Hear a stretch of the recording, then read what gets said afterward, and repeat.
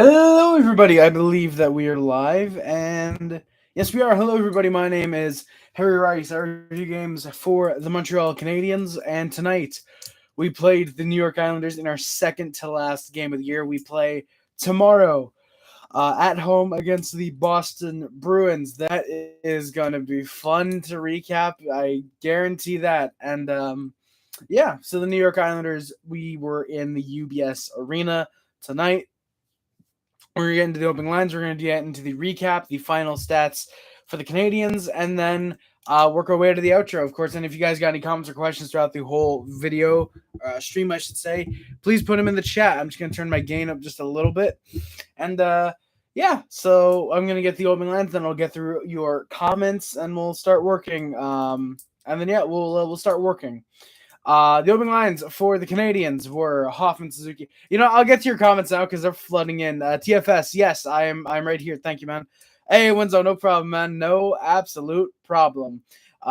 Sexy Suzuki, holy Moses, what a goal. Matt, indeed, man, dude, that goal was just absolutely beautiful. Great goal. Yes. Couldn't say enough good things about the Suzuki goal. We'll get to that, believe me. No props for the Pens, indeed. Winslow, hell yeah.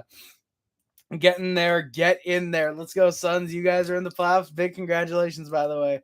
Laval Rocket, W, yes, indeed, Jacob. I believe they're only 2 points out from the playoffs, right? I believe they are correctly. Hey, Harry, will neither of our teams make the playoffs? Kuzmenko and Pedersen, of course, are bright spots. What were my bright spots? Are the Canadiens' bright spots? Clifford, thank you for asking. I don't know. For me, Suzuki definitely had a great year. Really liked Suzuki's year. Of course, there is still one more game, so there's a possibility he ends up with 70 points. Is it going to happen? No, but could it? Technically, yes, it still could. Caulfield was like usual a big bright spot on the team before he got hurt. Same with Arbor Jacki. They were big bright spots. The coming out party really for Sam Montembeault. He had a real solid season because it seems like it's done because Jake Allen was backing up tonight. Spoiler for the lines. But Allen was backing up, so it seems like he'll get the final game of the year tomorrow against the Boston Bruins. Yeah.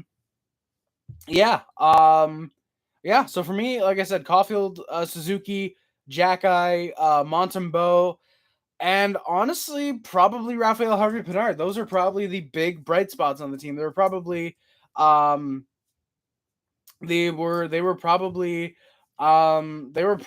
our biggest bright spots, and yeah, I think next year is just going to get even better, if you ask me. Yeah. Pensman's on the playoffs. WWW, yes, indeed. TFS. L, only because I wanted Buffalo to make it. Gabriel, I wanted Buffalo to make it too, but I will gladly take the New York Islanders. Gladly will take that. TFS, what holding? I didn't realize that the referees called a penalty on that goal. Hey, Jordan Addy, not a question, but father-son. Thank you, Jordan. I appreciate you coming by, my guy. Thank you very much, my good sir. Thank you. I appreciate the TCAP reference.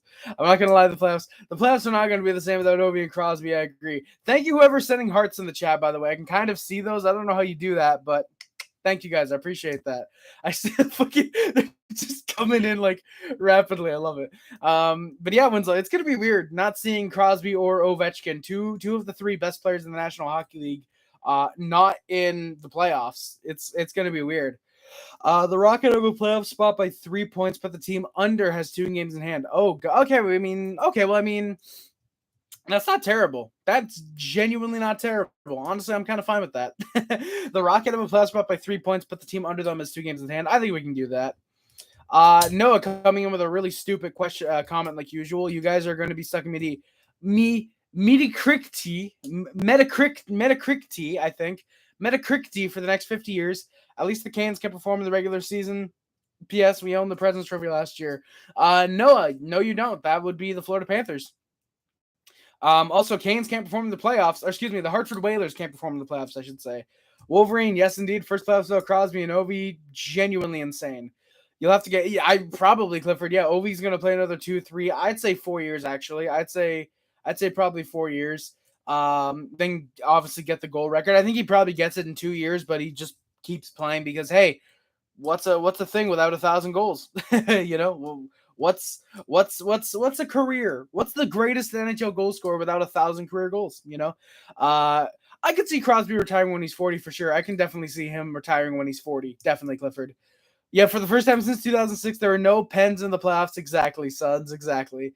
Most memorable moment of the night for me was, oh my God, yeah, Gabriel, yeah, the home opener, Josh Harrison. Sorry, boys. Oh, but yeah, the Cole Caulfield buzzer beater against Philly, the home opener against the Leafs. Anderson scored with, what was it, like 14 seconds left, 17 seconds left. The other Habs Leafs game at the Bell Center went on my birthday, 3-2 OT win. Yeah, Gabriel, hell yeah. Those are pretty good moments. Definitely very, very good moments for the team. And just it sucks to think Caulfield would be near 50 goals this year if he didn't fuck his shoulder. He would be near or at 50 goals this year, which just that's probably the biggest the thing that sucks the most about this season is not the losing. It's not, going 31, 44, and 6, or probably actually, sorry, 31, 45, and 6 after tomorrow's game. It's that Cole Caulfield, while he probably does technically get a bit of a discount on his contract, it's that he didn't hit 50 goals this year. And that would have been maybe just the best thing, is Cole Caulfield hitting 50 goals or getting close to it in a season filled with misery. That just would have been so fun. Lucas with the Nicholas Suzuki. Yes, indeed, man. Yes, Noah Crosby is finished, which explains why he has one more Stanley Cup than the Hartford Whalers. I hacked your thing with hearts. Well, thank you, boy. I appreciate it, man. Stop saying Harfor Wales. I will not stop saying the Harfor Wales. Never. Crosby is washed. Yes, indeed, Suns. Harfor Wales. Damn, Suns. Stop saying the Harfor Wales. Harfor over Kansas. Yes, indeed, Gabriel. Thank you. Bob, how's it going, man? Thank you for coming by. Much appreciated. Love to see you in the chat, my guy. Love to see all you guys in the chat. Let's get that chat going. Hell yeah, man. Suns and Boy are extending game love messages. I'd prefer that discount on his contract. I mean, Lucas, yeah, he probably goes from getting probably 10 to $11 million to probably getting 9 mil, which is not much of a discount, but I'll take that 1 to 2 extra million that we can give to, Raphael Harvey-Pinard, because I think his contract is up. Is it not after next season? I don't think it's after this season. By the way, we're not sponsored by Febreze. I was just spraying my room earlier, and I just put the Febreze there. We're not sponsored. Febreze sucks. It's absolutely garbage. It doesn't smell good in the slightest. There we go. That's how you know I'm sponsored.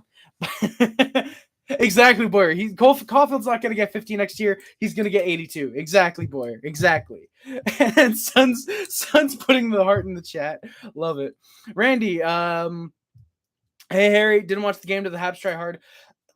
I mean, the shots were doubled for the Islanders. There were a couple decent pushes for the Canadiens. Suzuki had a pretty good game. Matheson, like the Leafs game, was one of our only players that tried. Monty, I thought, had a pretty decent night. Couple real good saves for him. We're gonna get into those definitely. I'd say the Habs pushed a little bit. We weren't god awful like the Leafs game, but we were half decent. We weren't great, but whatever. You can kind of get why we weren't as great as usual. Because of the fucking injuries and everything. And we literally had an AHL bottom 6, except for, Jake Evans. This guy is a whale of a Canes fan. Clifford is... Nick Suzuki's goal today was so overrated. Yeah, sure it was, Noah. Habs will never make a cup finals, which explains why we did that, 2 years ago? 2 years ago was when we made the cup finals? No, when was the last time you guys did? If Sabres didn't go on an 8-game losing streak early in the season, exactly, Gabriel. This kind of seemed to be like the opposite of their usual years. They sucked at the start and then got hot as the season went along, as opposed to the usual where, hey, the Sabres are 11-2-0. Maybe they'll make the playoffs, and then they lose out. Like, no, this was the opposite year, which, yeah. Habs can sell at Arena. Exactly, Gabriel. Harry is sponsored. I mean, Boyer, I can be sponsored by you if you want. Pay me like a penny every 4 years, I guess. Watch the Raptors faithful lose to the tailgate party in TO. Yeah, Randy. Yeah, yeah. I'm like Chris Chan for a second. I was like, oh yeah, yeah. Yeah. Habs don't sell our arenas. You're right, Noah, because the Hartford Whalers don't have an arena. Canes do out. Canes are out. Canes are already eliminated from the playoffs. There was that one time I shoved the Febreze. Boyer, please explain. How did you shove a Febreze bottle down your throat? Your goalie, Montembeau, was decent despite the goals. Exactly, TFS. He had some really good saves. He probably had the best saves of the game, honestly. Like, Sorokin did not need to be great. He just had to be half decent, and that's kind of what he was. And yeah, agreed. Noah, the Kansas should sell their arena. I agree with you, and Noah as well. Any chance the Bruins rest the regulars tomorrow against the Habs? Randy, I think yes and no. I think there's that possibility that they do because hey, we've won the President's Trophy. The only thing that we could do is set a new, I think it's a new wins record because I think they have the points record. I think wins is what they could sit. I think that's what they could beat is the wins record, all-time wins record in a single season. So they might want to play the regulars for that, but again at the same time, they've clinched the President's Trophy. There's really not much to make except history, which I mean, the Bruins probably don't care much about history. They just want to get to the playoffs completely healthy. They've already confirmed, I believe it's David Krejci, I believe is going to be good for game 1 of the playoffs. I would probably say they do rest the regulars. I think Marchand, Bergeron, Pasta, McAvoy. I apparently Olmark is hurt. Swayman's looking like he's gonna get to go ahead and net. I could probably see like their big players being out of the lineup tomorrow. But it wouldn't surprise me if they have like Jake DeBrusk on the top line with who the fuck is their third line center? Because Bergeron, Krejci. Is it Forsbacka Carlson? Is he on their team yet? Has he panned out yet? I don't know. But yeah, no, I definitely think that the Bruins probably rest their regulars tomorrow. Jake Paul's fighting Nate Diaz. Well, I hope Nate Diaz is ready to get fucked. But does Febreze work? That's the main thing. Like Buckley's cough syrup works great, but tastes terrible. Bob, if you're drinking Febreze, I hate to tell you, but you're probably gonna die soon. If you're drinking Febreze, I hate to tell you that, but yeah, I hate to tell you that, but I don't think you're gonna be living a lot longer if you're tasting Febreze. But yeah, no, it works great but tastes terrible. I love it, Bob. Yeah, no, legitimately, Febreze smells great. Legitimately, like again, not sponsored, but Febreze works really well. It's really solid. I like Febreze a lot, actually. Oh god, I searched up Hartford Whalers and it's our AHL team. Is that not the Albany River Rats? Is that not the Albany River Rats? Hartford Whalers. We're a professional ice hockey team. Actually, sorry, are a professional ice hockey team located in Hartford, Connecticut. They are the rebranded Carolina Hurricanes. Yeah. Stop calling has that us. I will stop calling has that us. I'm sorry, Noah. I forgot you guys are Raptors fans. Yeah, Boyer, we are. Well, Boyer, also given the fact that the fucking Bulls got what was it like 9. The Raptors got 9 bullshit fouls called on them in the final minute, something like that. Yeah, this is why Canada doesn't deserve basketball. Well, Boyer, how many championships do the Bulls have since 2000? How many do the Raptors have? Stopped watching Raptors the year after they won. Literally don't enjoy the NBA anymore at all for some reason. Gabriel, that is completely understandable. I've seen a couple. I've seen a couple Raptors games here and there since they won. Just kind of like Clifford, it sort of bores me, but yeah. Stopped watching Raptor. Oh, I just read that one. Well, I was playing Truth or Dare, and then I got the dare, and then I did it, and I sprayed it, and I died. Thank you, Boyer. And everyone died at the end. Hey, Wendy City, how's it going, man? Thank you for coming by. Boyer with the yes. Hi, Harry. Would you rather see make it? Who would you rather see make it? The Flames or the Jets? I hate the Flames, so that one's easy for me. I liked the Flames. I would love if Tyler Toffoli made it in the playoffs, obviously, again.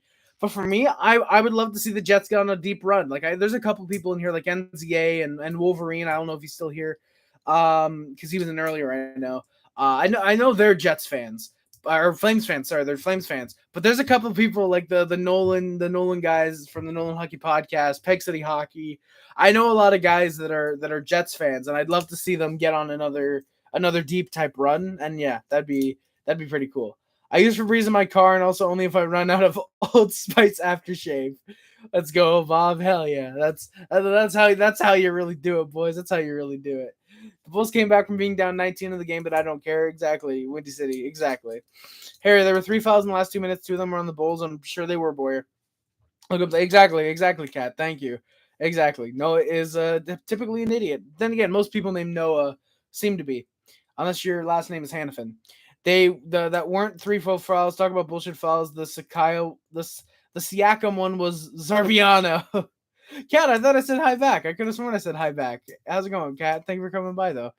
I mean, boy, you can definitely. Harry, you see the old clip of Petrie on the pen saying there's a higher standard there? What standard? Pretty good standard. Losing the bottom team's a crucial game. Exactly, Gabriel. Exactly. I think it's hilarious that he says bet retard. Thank you, boy. Appreciate it. Thank you for the arsenal. Appreciate it. But yeah, no, Gabriel. I understand he's trying to pander to like the Penguins fans. I get that, but like, oh, there's a higher standard to make the playoffs. I mean, technically, right now there is the higher standard to make the playoffs right now. But like 2-3 years down the line, that has to be with Montreal. Absolutely, that has to be with Montreal. Bob, how did Teasdale look tonight? He looked decent. I thought he had a decent showing. There was one real solid. There's one real solid no look pass that almost found. I think it was Tierney right in the slot. It almost found him. That was a really nice play. Didn't really make any big mistakes. Played all right. I think he was a decent 1 or 2 game call up to end the year. He was okay. Yeah.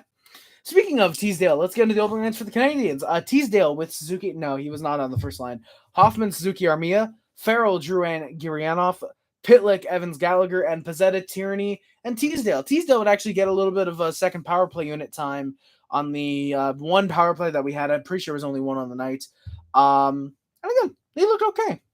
Matheson, Barron, Edmondson, Weidman, Kovacevic, and Allard were on the blue line. Sam Montembeau gets to start net tonight. Jake Allen backs him up, ready to allow 8 goals tomorrow against the Boston Bruins.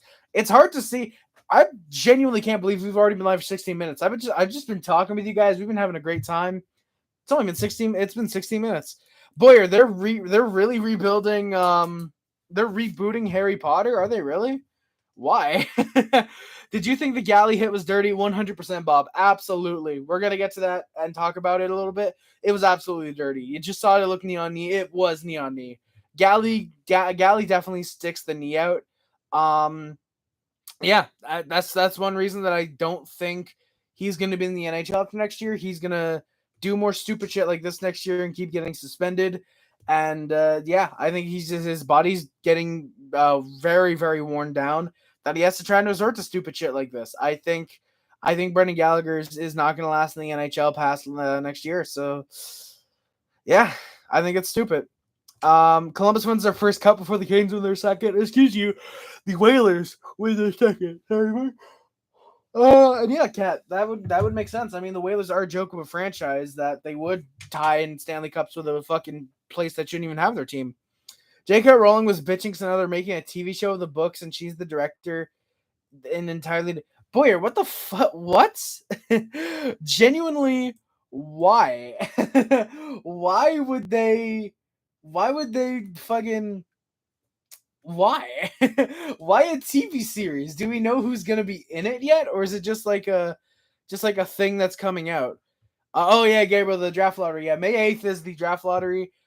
I might go live for that. I don't know. Maybe what I'll do is I will, if I can get it, because I just recently put Wi-Fi on my phone. Which actually, what I should do is I should probably turn the Wi-Fi off. I should probably do that. No, I don't want to log in. No, I don't care. Not now. I turned the Wi-Fi off. Thank you. There we go. Is I recently got Wi-Fi on my phone again. So what I'm going to do is I'm probably going to try and get like a feed of the draft lottery on my phone. And then I'm trying like go outside maybe because I'm not going to be hooting and hollering over the draft lottery down here if it's like 7 o'clock or whenever it happens. And then on this phone stream, so like watching it on this phone and this phone, like I got both phones going. I think that'd be kind of fun to do. And yeah, I just think it'd be really funny to do it like that. We'll see. But yeah, May 8th, I'm probably going live for the draft lottery. And actually, what I might have to do, boys, actually, instead of this, I might be going live at Streamlabs OBS. I might be able to, and actually, yeah, true, because I have speakers now. I have speakers. So, like, I can play it out of these and then have, like, my mic on, like, a little table and, like, stand up or whatever or something. That would be kind of fun, and I think you guys would love to see that because it would be really funny. Yeah, it's either 7 seasons or 7 episodes. Oh, Boyer, it has to be 7 seasons. With that much material to work with, as good as it would be if, okay, it's 7 episodes, all right, just wipe your hands, whatever, it's done. It's probably going to be a season per book. It wouldn't surprise me if it ends up being a full season per book. Yeah. Gabriel, I'll pass out if the Habs get number 1 too, man. Legitimately, Gabriel, like if we move up from 5th if we get move up from 5th to 1st, hell, if we move up from to 2nd, as long as we don't pick Ventilli, that's gonna be insane. Legitimately. If we somehow get 1st overall, genuinely, boys, I'm going to be the most annoying Habs fan in existence. Yeah, legitimately. I'm going to be the most annoying Habs fan in existence, screaming every stream about how we got Bedard. The board behind me will always be reading fucking Habs #1 overall, Connor Bedard. Like, it's just like fucking like, if the Canadians somehow, by some stretch of miracle or whatever, if we get 1st overall, genuinely, just like, I can die happy knowing that we'll have a Stanley Cup in the next decade. Yeah. Um See that, yeah, exactly, boy. They can say it's 7 seasons, but if nobody fucking cares after the first season, they're fucked, like you said, exactly. Just hoping we don't pass Arizona tomorrow. Gabriel, I think Arizona has one more game that they could then win. So yeah. It's gonna be so weird watching it. Yeah, boy, it'll be weird for sure. Well, Noah, the Canes won't. The Whalers will not get a second Stanley Cup, so you can stop dreaming about that, my guy. We're making. Oh yeah, definitely, Cat. If we somehow get Connor Bedard and we get Pierre-Luc Dubois from Carolina in the offseason, we're making playoffs next year. Like, I don't care. We are going to make playoffs if we get both Bedard and Dubois in the offseason. I don't care if they make 30-year-old Emma Watson play a 12-year-old, make it happen. Boy, I'm not reading that third one. I'm not making the third one because that's not true. But it would be funny. 30-year-old Emma Watson, like, fucking dressed up.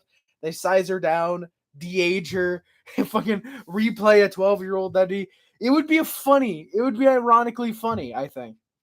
Habs, yeah, boy, yeah, you motherfucker. I knew you were gonna try to. I knew you were gonna try to clip me, man. I was not falling for it that time. Leafs have a better khaki at beating David Ayer than you do getting 1st overall. I'm sure they have a better khaki at beating David Ayer, whoever David Ayer is. I know David Ayers, but not David Ayer. Yeah, they do, but they've been losing a lot lately, but still hoping we stay. Gabriel, definitely. I'm hoping that we stay there too. I know Arizona had like this weird hot streak. I think it was like a month ago, or they went like 6-3-1 or something, or something like that in like their last 10. It was something weird in March where they were like pretty decent, or February might have been, and yeah, that was just a weird bit of like, oh damn, Arizona is kind of climbing the rankings. That's kind of fun. Yeah.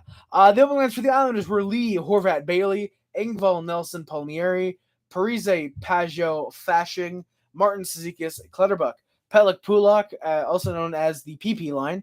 Aho, Mayfield, and Bolduc Dobson were on the blue line. Romanov did not play this game because he is unfortunately injured.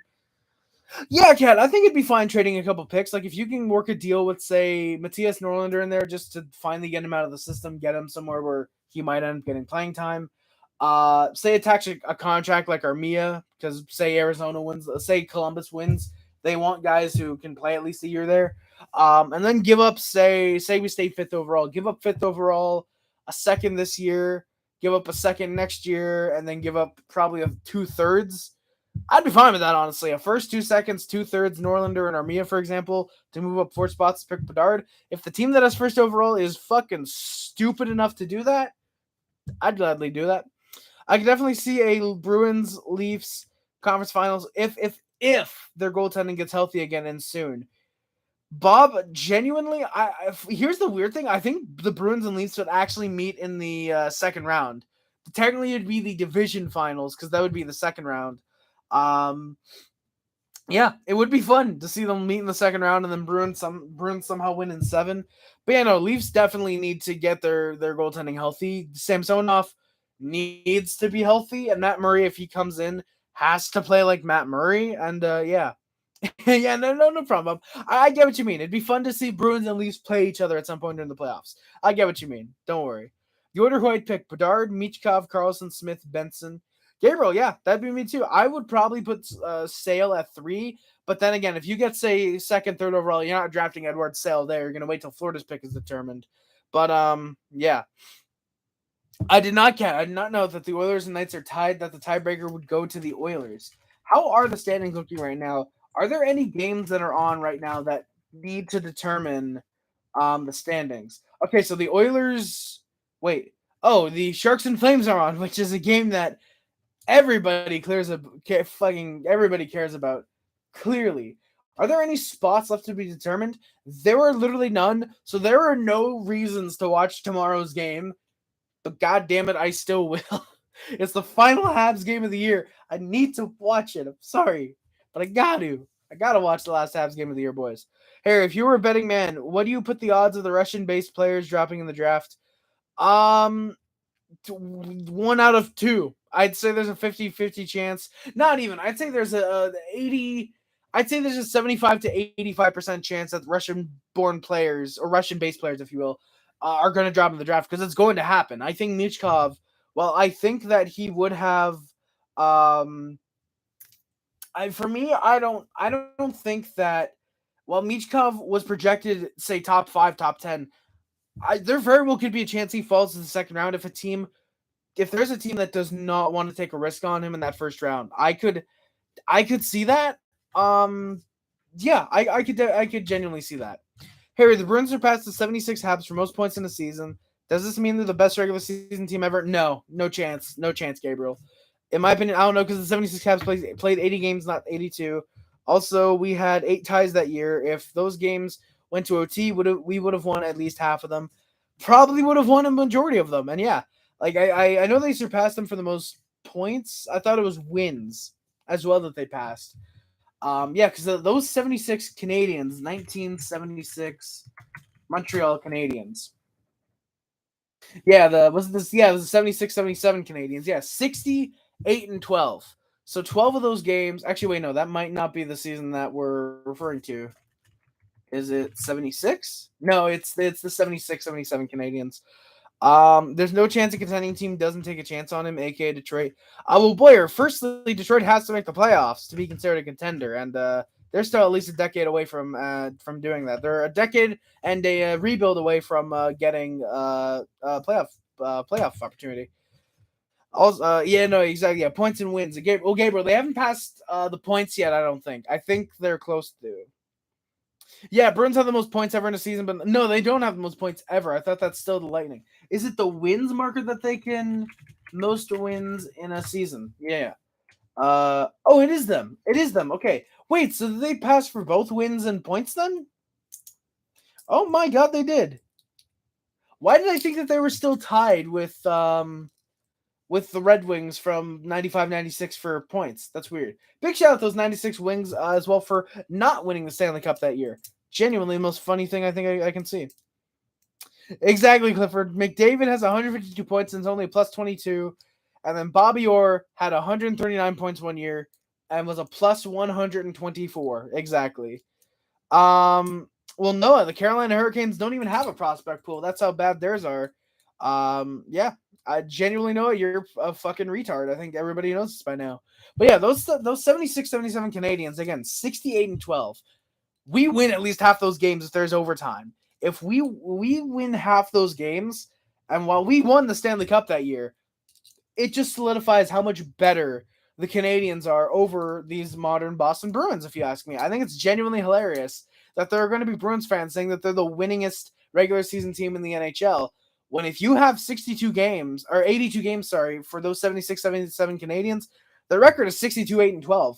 You give them overtime, they're pushing 70 fucking wins. You give them an overtime with those 12 games that got tied, you give them overtime, they're probably pushing 70 wins, if not at 70 wins. Boyer, I don't think the Bruins are first round exits. The Islanders, I think, are the best chance that they have. I think the Islanders are the best possible team. I think they're the best possible team to take out the Bruins in the first round of the wild card teams that did end up making it. I'm sorry, but I just gotta rotate my monitor a little bit. There we go. Yeah, I don't know. Like, for me, I think the Islanders have a good chance at eliminating the Boston Bruins because I like the style of game that they play. They play a very boring, slowed down, physical, defensive type of game. But the Bruins can definitely counter that. The Bruins can absolutely counter that, and I think they will.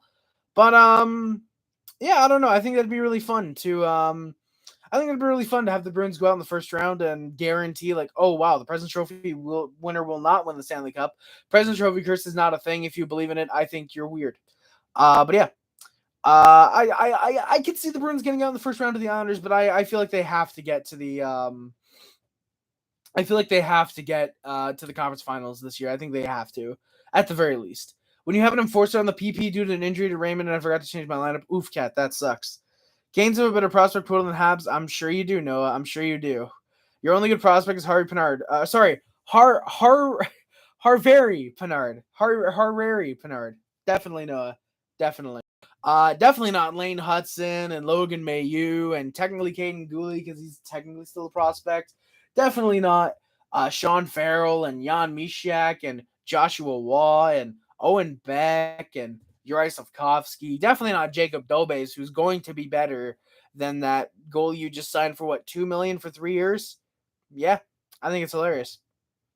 Well, Gabriel, keep in mind as well. Like people mention that like all the time, like, oh, if Gretzky never scored a goal, he still would have recorded 11 straight 100-point seasons and won 4 scoring titles. I don't know if I believe that because keep in mind a lot of the assists that he got were from, for example, shooting a puck, it goes off a post or off a goalie, and the rebound is scored on. So I don't know if Gretzky never scored a goal. Like okay, like sure, if he intentionally shot it off differently. Shot it off. That sounds really weird. If he had shot pucks differently, intentionally to get rebounds and to not score, then like maybe, but like I don't know about that. I don't know about that. People keep saying the Bruins season is better because it's in the salary cap era. Gabriel, I mean, I definitely would say they're the best salary cap era team for sure. But again, it's like I don't know because again, like the Canadiens, sure they had a lot of superstars that year. And the Bruins are doing this with like 2 superstars and then, David Pastrnak. But I don't know about that. I don't know if I'd say they're still better though. Noah, you did not beat Gretzky and the Oilers in the finals. You beat the Oilers. Yeah. Making the playoffs in the 2000s, making the ECF 2 or 3 times from 2020 from 2000 to 2013 is tanking, made the Cup finals tanking. Exactly, Kat. Gretzky retired in 99 as a Ranger. Yes, he did, Kat. Yes, no, you definitely beat the head coach of the Arizona Coyotes from 2006 that year in the finals, definitely. Remember that one time he fell down the stairs? No, I don't, Boyer. I don't. Wild fans defending Hartman's interference against the Oilers because it wasn't interference. The Canes basically beat the Oilers AHL team stupid. Pretty much, Cat. Pretty much. I mean, looking at those 2005 to 2006 Edmonton Oilers, who were the top players on the Edmonton Oilers? Players statistics. Alex Hemsky, Sean Horkoff, Jared Stahl, Ryan Smith, Chris Pronger, pretty good players. Rafi Torres, Fernando Persani, Marc-Andre Bergeron, Radek Dvorak, Steve Stais, Ethan Morrow, Marty Reasoner, Michael Pekka, Jason Smith, Sergei Samsonov was a good, I think, deadline ad from the Bruins, I think. George LaRocque, okay, I mean, good enforcer, but like, overall, this is not an amazing team. This is genuinely not an amazing team. The stats is saying that Gretzky has so many assists that he still would have won. Oh, no, I know that, Gabriel. But, like, again, that's, like, almost kind of assuming, like, if he never took a shot in the NHL, which, again, is, like, I don't know if I'd agree with that again. Because, again, like, so many of his assists came from shot rebounds coming out. And, yeah, shot rebounds and just hitting the post. So, like, I don't know if, like, if he never scored a goal or never took a shot, if he'd have that many assists. I don't know about that. I don't know if I agree. That team is insancy, and we destroyed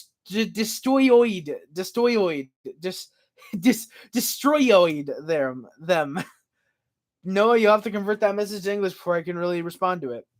Yeah. All right, so let's get into the game. Ilya Samsonov gets the start net for the Islanders. You obviously don't know hockey. Exactly, Kat. Exactly.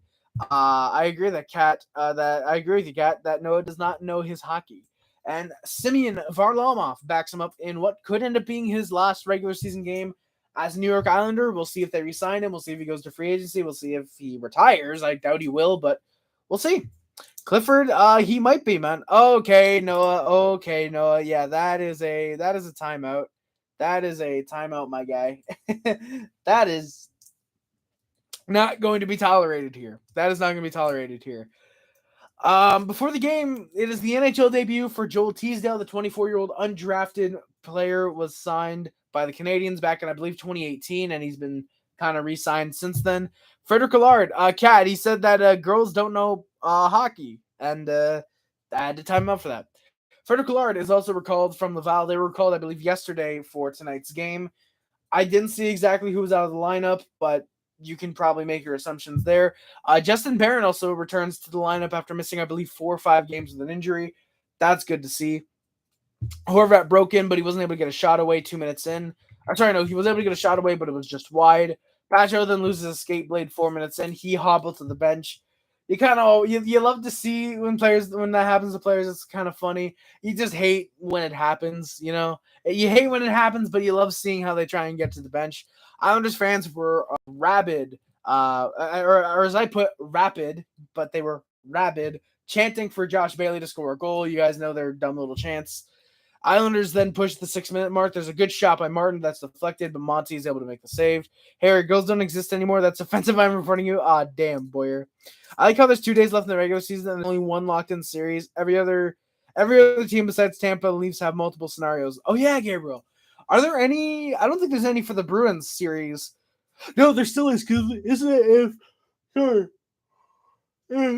Sorry, isn't it if the Panthers win their game, it's Boston, the Islanders, and then Panthers will play Carolina? Yeah. We know more hockey than 12-year-olds who apparently, according to Noah, failed 4th grade. Yes, indeed, Kat. Yes, indeed. You do. Absolutely. If Florida loses, the Islanders play Boston. If they win, the Panthers play Boston. Dude, if the Panthers win, if Florida loses, they play Bruins. Is that what you mean? No. If Florida, wait, no. Wait, Gabriel, I'm confused now. I'm confused. Who plays the Bruins? Get back to me on that, please. So the Canadiens try to respond after the Martin shot. There's nothing. There's a couple loose turnovers, but they're not able to be converted into shots. Gurianov then pushes on a good rush. There's a first shot for the Habs. Montembeault then mishandles a puck, but he's able to get back in position, making a very, very nice stop on the Islanders. Habs first line then pushes. Armia has a nice quick snapshot on net. Sorokin makes the save. The shots are 5-2 Islanders 9 minutes in. Just like Zarbiano, God damn it, Boyer. And Harry. Boyer, I'm going to be 21 in July. I am 20 right now, but I will be 21 in July. I'm 12 in dog years. Let's go, Bob. Hell yeah. So Bob is... wait, what? Wait, what? Why is it? What? No, not dog size. I don't want dog size. How old is a 12-year-old dog in doggy years? No, I don't. Is there no comparable from 12 dog years to human years? If Florida loses, they stay at 92, so they play the Bruins. Okay, thank you, Gabriel. Thank you. Your birthday's tomorrow. Yeah, Bob. Happy birthday. Happy birthday, Bob. I'm going to wish you it now in case you either don't come by to the stream tomorrow or I somehow forget tomorrow, which I really hope I wouldn't. But happy birthday, Bob. I hope you have a wonderful 34th birthday. I'm struggling to find a low age. I'm struggling to find a low age that wasn't 13 or 71. God, happy birthday, Bob. Again, I hope you have a wonderful day tomorrow. God, I hope the Habs win for you on your birthday, unless you want a loss, which in that case, hopefully, yeah. 12 times 7 is 84. Holy shit. Damn, Bob, that... I don't think you're 84, but either way, happy birthday tomorrow, man. Happy birthday. 1 dog year is 7 human years. Really? Oh, wow. Wait, okay, wait. Oh, wow. Oh, wait. Okay, so 7 human years is a dog. Wait, how can a dog be 12 then? Wait, I'm stupid. Oh, wait, no, because every 1 dog year. Wait, no, I'm stupid. Okay, 1 dog year. 1 dog year is 7 human years. So no, I'm not really 84. Exactly, Bob. Exactly. Wait, so a dog year is 7 human years. So every dog. Oh wait, no. Oh wait. No, yeah. Because how can 1 dog year happen every? I'm stupid. I'm so fucking retarded, boy. You're right. The fact that this simple, the simple fucking comments. 1 dog year is 7 human years, and I can't understand that. So a dog year happens every 7. Does 1 dog year happen every 7 years? I don't know how dog years work, boys. I'm sorry. I don't know how dog years work. I'm sorry. Bob, are you just saying that like a dog year is equivalent to like I don't I don't know. I don't know. Fuck. Harry, what day's your birthday? It's the 8th. It's the 8th is my birthday. My unfortunate score. Let's go scored a power play goal. I am retarded. Bob with the OMG. It's like he's just thinking, God, why am I subscribed to this guy? Gabriel, the math is not working. That's how you know Harry. Yeah, boy, the weird thing is, I started school in the 4th grade. Actually, Cat is really nice. Hell yeah, Noah, let's go. Thank you, man. I appreciate it. Okay, Harry. They say that 1 dog year is the equivalent to 7 human years. Okay, so 12-year-old dog. Oh, okay. Okay, I see. Thank you, Bob. Thank you, Bob. Hey, I just enrolled you in summer school. Hey, no, Bob, don't worry about it. I need it. I need the goddamn summer school. I need it, my guy. Thank you, Bob. Yeah, boys, clap us in the chat for Bob. Clap us in the chat, please. Dude, just fucking. Okay, so. I love it. Fucking. Thank you, Bob. Thank you for solving this for me. Yeah, exactly. Good job, Bob. Hey, Kat, Noah, I hope you enjoy your showers. Thank you. Thank y'all for coming by. Appreciate it. Have a wonderful shower, a wonderful night. I don't know if you guys coming back, but the way things are looking, we'll be done by 2 a.m. For the record, I will be 62 and 65 minutes. Thank you, Bob. This hour is was it this hour? This hour has 30 minutes, or is that what it's called? This hour is 22 minutes. That's what it is. Yeah. I was trying to do something, but I fucking couldn't. Wasn't Nathan Fielder on this hour is 22 minutes for a bit? Wasn't he on there? I want to say Nathan Fielder, 2007, a special correspondent. Yeah. Okay, so he was on there. Yeah. Hey, let's go. Happy birthday. No, I did say you. Pixelator, I mean, Cat. My DMs are open. I'm just saying. But my DMs are open. No. I said have a good shower. Just come back if you want. I said Cat and Noah. I said both of you guys. Harry, how many hours is 65 minutes? An hour and like 1/20th of an hour, or 1/20th of an hour, because technically like every 10 minutes is an hour, so like 5 minutes would be like multiplied, so like technically it's like an hour and 1/20th of an hour technically. Sharks trying their hardest to not get Bedard. Exactly, Gabriel. Are they up on the Flames? There's no way that they are up on the Flames. I refuse to believe that they are up. They're up on the Flames 1-0. Noah Gregor, get down to the AHL. Every 10 minutes is an hour. No, Boyer. No, because you asked how many hours is 65 minutes. So I'm saying an hour and then 1/20th of an hour, because you got the hour, which is 60 minutes, and then 5 minutes, which we know every 10 minutes is 1/5. Or no, 1/6 of an hour. Fuck me, I'm stupid. Okay. I don't know. Why do you get... You see, guys, this is the downfall of the channel. When you guys just ask me basic fucking 3rd grade math, and I can't solve it. Yeah, Bob, thank you. Yeah, 65 minutes an hour, 5 minutes. I knew an hour was every 60 minutes, obviously. What is 5 times 5? That's 25. Boyer, that I know. Wait, 5, 10, 15. Okay, it is 25, yes. I do know that, Boyer. I know that. God damn it. Jesus. Yeah. Okay, yeah, 5 hours is my 12th of an hour. Thank you for... God, boys. This is the mental retardation. The start of the mental retardation of Harry Rice. This is the start of that. Boyer, you have me doubting myself now. You're asking me these goddamn math questions. I gotta second guess myself now. Starting a hashtag GoFundMe for a new smartphone for Harry is not too smart. Bob, definitely. You gotta make sure. I've been drinking my smart water. Apparently, it's making me dumber. Maybe I should just stick to normal water then. Goddamn smart water. You didn't say that we have. Oh, I didn't, Boyer?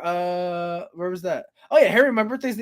Boyer, your birthday's July 8th? Or is your birthday just on the same day as, like, the 8th? That's fucking sick, Boyer. If we got the same birthday, that'd be sick. Hell yeah. That would be fucking cool, actually. That'd be really cool. Celebrate the birthday on the same day? Hell yeah. Oh, God, where was I?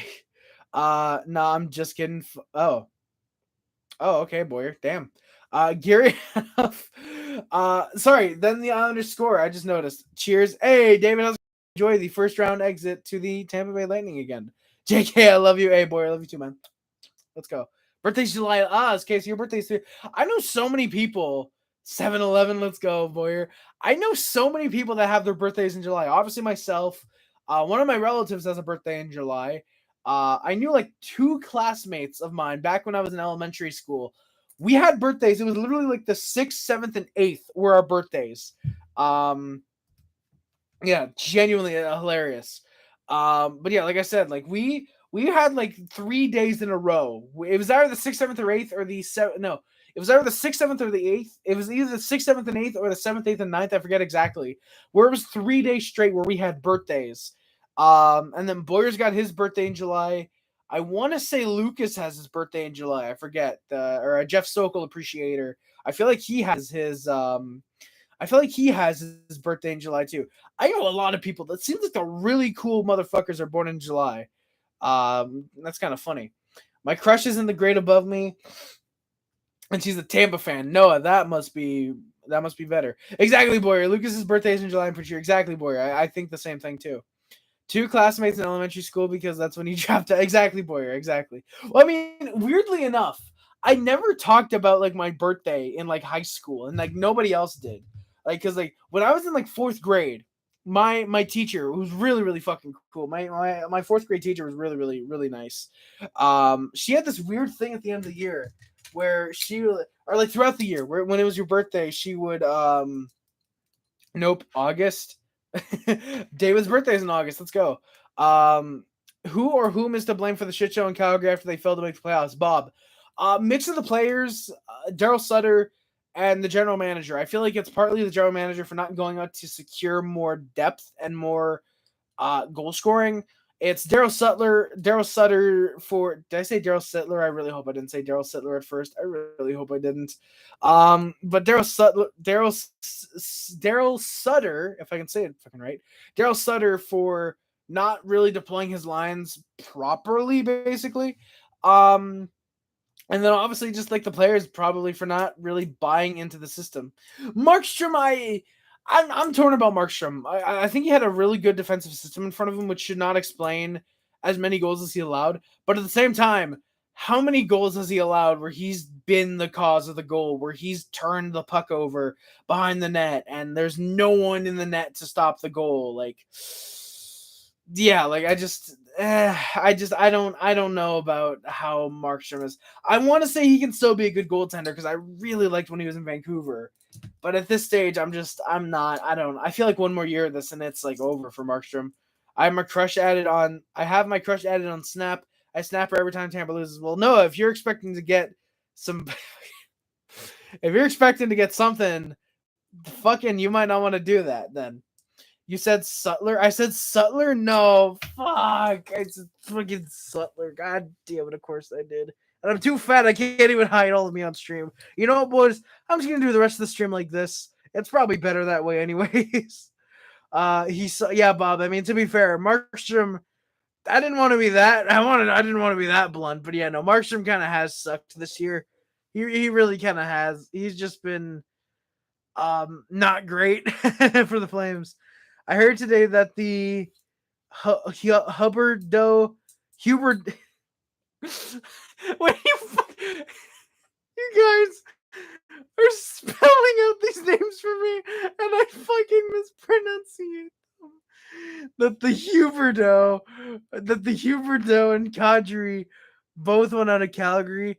Bob, it would make sense honestly if they wanted out of Calgary after the. This is not my brightest night, boys. This is not my brightest night. Hubert, yeah, there we go, Bob. Yeah, Huberdeau.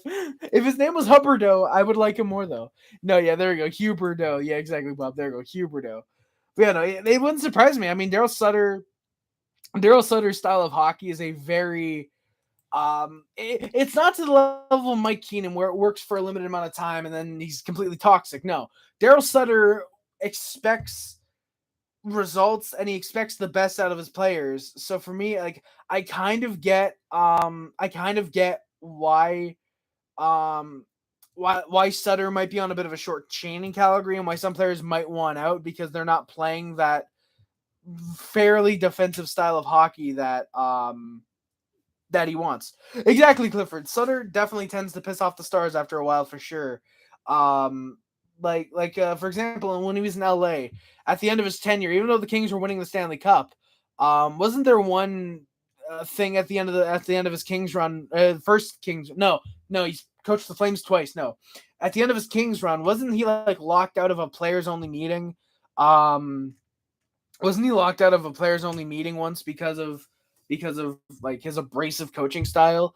It's like I definitely get why he tends to piss off players after a while. So he's definitely seems like that type of coach where yeah, no, Bob. Yeah, exactly. Like I get that. I get that he's a great coach and being some people being done with the like you said, the arrogant type of attitude that he has in the press conferences after the games, especially. I definitely get that. For me, like if I were constantly being asked, for me, the Bill Belichick, thank you, Bob. No, the Bill Belichick of the NFL or the NHL. No, Bill Belichick with the NFL. But you know, I definitely get that. For me though, to kind of identify with Daryl Sutter a bit, I kind of get that. If I were being asked, oh, why isn't this guy playing more? Why isn't this guy playing more? You know, it's like if I were constantly getting asked why I'm not playing the young guys, I'd start fucking responding in sarcastic manners and arrogant ways as well. Like I'd be fed up of like, hey, look, I'm playing these guys here because that's my style. That's how I do it. When they show me that they can play my style of hockey, they can play theirs, basically. I'd be the same type of way, honestly. Probably. So like I definitely get that some people might be done with him. I definitely get that. And it wouldn't surprise me, honestly, if the Flames do fire him in this offseason because they missed the playoffs. I think they could maybe go another year with him. But again, if guys like Huberdeau and Kadri want out of Calgary because of Daryl Sutter, if it's between two star players or your head coach that's pretty good, but you know, if there's like someone like a Bruce Boudreau out there that if he wants to be back behind the bench, you can grab him. Yeah, I'm taking the star players all day. I'm taking the star players. Daryl Sutter, we love you. Fucking go out, don't call us, we'll call you. Your stuff will be in the mail. You know, like I'd do that. That's the type of way I would do it. Like I get both sides. For me, I would say fire Sutter if you want results out of Calgary. That is what I would say.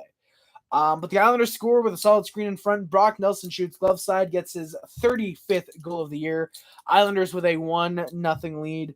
Habs try to respond in the fourth line. Tierney isn't able to center a puck. There's a Matheson shot that goes wide. Isles then pushed for a 2-0 lead. Now it depends out the Bruins, Leafs. The Bruins and the Leafs. The fucking Leafs have the longest playoff streaks. Gabriel, I mean, who has the longest first round drought though? Think about it like that. Who has the longest first round drought? Has every team has to have won. Well, aside from Seattle, every team has to have won at least a round in the last 20 years, right? Anaheim definitely has. Arizona got to the conference finals. Well, even in the last decade, like Anaheim beat Edmonton that one year. Arizona definitely has. Boston went to the Cup Finals one year.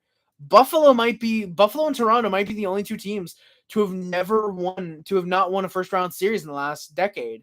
Calgary. Did they get out of the first round in what was it, like 2014? Did they get out of the first round that year? I don't remember. Sorry, I'm trying to see if my PS3 light is on. Sure, the Leafs are winning something in those 7 years. Dude, Gabriel, if they if they can't win something in the next 7 years, genuinely, like it's hilarious to look at the Maple Leafs and to look at them and see how since signing Tavares, they've literally done nothing. Like you can say, oh, they got into the playoffs consistently. Have they gotten out of the first round? Since signing Tavares and expediting their rebuild by probably 2 years, they've done nothing. Genuinely. That playoff series against Washington kind of fucked them. Because you look at the 2017 NHL entry draft, for example. You look at the 2017 draft. If it load, who did they pick? They picked in the first round Timothy Liljegren. Not a bad pick. Could they have had Robert Thomas? Yeah, sure. Would have been probably restricted to a second line rule, and I don't know if he would have panned out as well as he has. You know, who else could they have had? Jake Ottinger. Were you picking a goalie at 17? Probably not. Would have been nice, probably, but whatever. 2018. Where do they pick? They traded their first. Actually, they traded their pick in 2018. Did they? No, they did not. They picked. Wait, no, they picked 29th. I don't think that is. Okay, wait, sorry. Toronto 2018 first round pick. I gotta look this up because I feel like they traded that. I gotta look up the Maple Leafs 2018 first round pick. Okay, can I find 2018 NHL entry draft on Wikipedia would tell me if that pick got traded. Leafs are winning the cup this year. Boy, if they do, God, Jesus, I really hope they don't. All right, sorry, boys. I gotta look for. Okay, Toronto Maple Leafs. Okay, so the Blues got Dominic Bach, 25th overall from the Maple Leafs, which that's not looking like a great one right there. But if the Leafs keep that pick, for example, they rebuild that year, 2018, and say they get around 15, 16, say they're barely out of the playoffs that year. Okay, they could have had Liam Foudy. They could have had Condre Miller, who's not bad. They could use the defensive depth. Or hell, even with the pick that they used to select Rasmus Sandin, not really much around them except maybe Scott Perunovich and Kirill Marchenko that they could have had. So yeah, okay, 2018, not a great draft year. Really, genuinely is not a really good year. 2019, though, they trade their pick, I want to say. Yeah, because they're not even showing up in the 2019 drafts. If I gotta look up real quick, 2019 NHL entry draft. They traded that pick to the LA Kings, I think in the Jake Muzzin deal. They picked Tobias Bjorkfoot. Who could they have had? Philip Tomasino, Connor McMichael, Shane Pinto, Arthur Kaliev, and Bobby Brink. Bobby Brink might be the big one because you have William Nylander as your first line right wing. You need a second line right wing. Bobby Brink, well, okay, maybe he didn't. He played 10 games for Philly last year, and that's 4 assists. He was not terrible at all. He was fairly decent. Maybe he could have been on your NHL roster this year.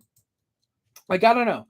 For me, I just feel like if Toronto hadn't expedited the rebuild, and hell, even then, you don't even have to pick Tobias Bjorkfoot. If you're out of the playoffs, say you're barely out of the playoffs, you end up around 15, 16, you end up with one of Cole Caulfield, Peyton Krebs, or Tobias Bjorkfoot if you don't trade him. But Cole Caulfield or Peyton Krebs, Cole Caulfield's your number one right wing. That pushes William Nylander to the second line. Even you pick Peyton Krebs, that's a good second line option. If you do not sign John Tavares and Tavares is out there. Sorry, Tavares, we know you want to come home, but we're in a rebuild. We've got the Shanna plan. I don't think the Shanna plan was to lose 7 straight years in the first round. I'm pretty sure that was to win a Stanley Cup at some. So just I don't know. I think it's weird that yeah. I think it's just a bit weird how Toronto expedited the rebuild and it's shown 0 results. This shows rushing a rebuild does not yield results. Knowing when the right time to come out of a rebuild is perfect. Granted, yeah, at least rebuilding since 94, something like that, 98 maybe. So they kind of needed to do something, but still, it's weird. This is it this year. They are the favorites to win. Tampa's not nearly as good as the last couple of years. If they don't win now, Gabriel, if they somehow lose again this year, they have to make changes. And if you ask me, it starts with Austin Matthews. This is going to be insane, but legitimately, you need to move Austin Matthews. He's a UFA, I think, after next year. Is he not a UFA after next year? He might be an RFA, but I want to say he's a UFA. Austin Matthews, I should probably look up cap friendly because that might help me out. Hockey D probably would, but I'd rather look up cap friendly because I trust them a little bit more. Yeah, so he is a UFA after next season, and he's got a no movement clause as well. So if you trade him, you're gonna have to deal him before July 1st because I believe that's when the contract kicks in. So if you're the Maple Leafs, like I said, that starts with Austin Matthews. You deal him to say, maybe not Winnipeg, for example, but say you deal him to an LA or Edmonton. I can't remember Edmonton, but like say you deal him to an LA who, okay, Kopitar, he's starting to wind it down a little bit. He's still a good 70-point guy. He could play on your second line, on your third line. Byfield, you trade him because he's a bust. Maybe the Leafs take back Byfield because they always like trading for busted players. But Matthews to LA, for example, for I don't know, Quentin Byfield, their first round pick this year, their first round pick next year, and a second, for example. Now Matthews, yes, he's a 40 goal scorer, but has he shown that he can hit 60 more than once? No, he's not. He has not shown that. And plus, again, last year of his contract, if you cannot come to an agreement on July 1st, you need to trade him beforehand. If anything, you should arguably be trying to contract tamper technically and talk, hey, Matthews, you want to stay in Toronto or do you want to leave? And if he is not willing to commit, you deal him before July 1st. You deal him at the draft. You deal him if you have to. You absolutely, if you are making changes to this team, it starts with Austin Matthews. As someone who is being labeled your best player, you deal him. That shows to the rest of the team, hey, we want results. And if you don't get them, you're gone. You are out of this team. You're off this team. You will be traded or you will not be re-signed. It starts and ends with trading Austin Matthews, if you ask me. Yeah, favorites to win against Tampa. I get that, Gabriel. Absolutely. I get that. That's what you were saying. I get that. This absolutely is the year. Tampa, like you said, does not look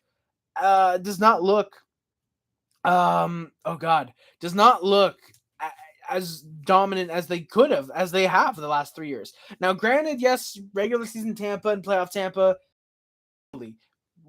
can look wounded heading into the playoff. Sort of is what happened last year. Didn't they win 3 out of the last 7 games to end last regular season? They're not looking great now. And then look what happened last year. They went to the Stanley Cup final again. So I think Tampa is incredibly wounded because, again, basically a season's worth of playoff games. Tampa's basically played 4 seasons in the last 3 years, basically, the way you look at it.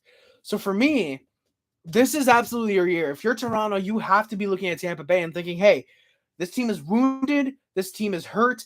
Vasilevsky is not playing like Vasilevsky. Braden Point, Kuznetsov, Kucherov, Stamkos, these guys are not playing like themselves. Hedman's off his game. Everybody's off his game. You know what? Let's do it. Let's go for it. Get the kill. Toronto has to be thinking that. And if you're not, Jesus. Oh, Clifford, yeah, no, I don't want to deal with other Leafs fans that'll come crawling out of everywhere. Exactly, Clifford. I don't want to deal with that. Oh, we finally won a round. What does it matter if we got swept by Boston? We won a round.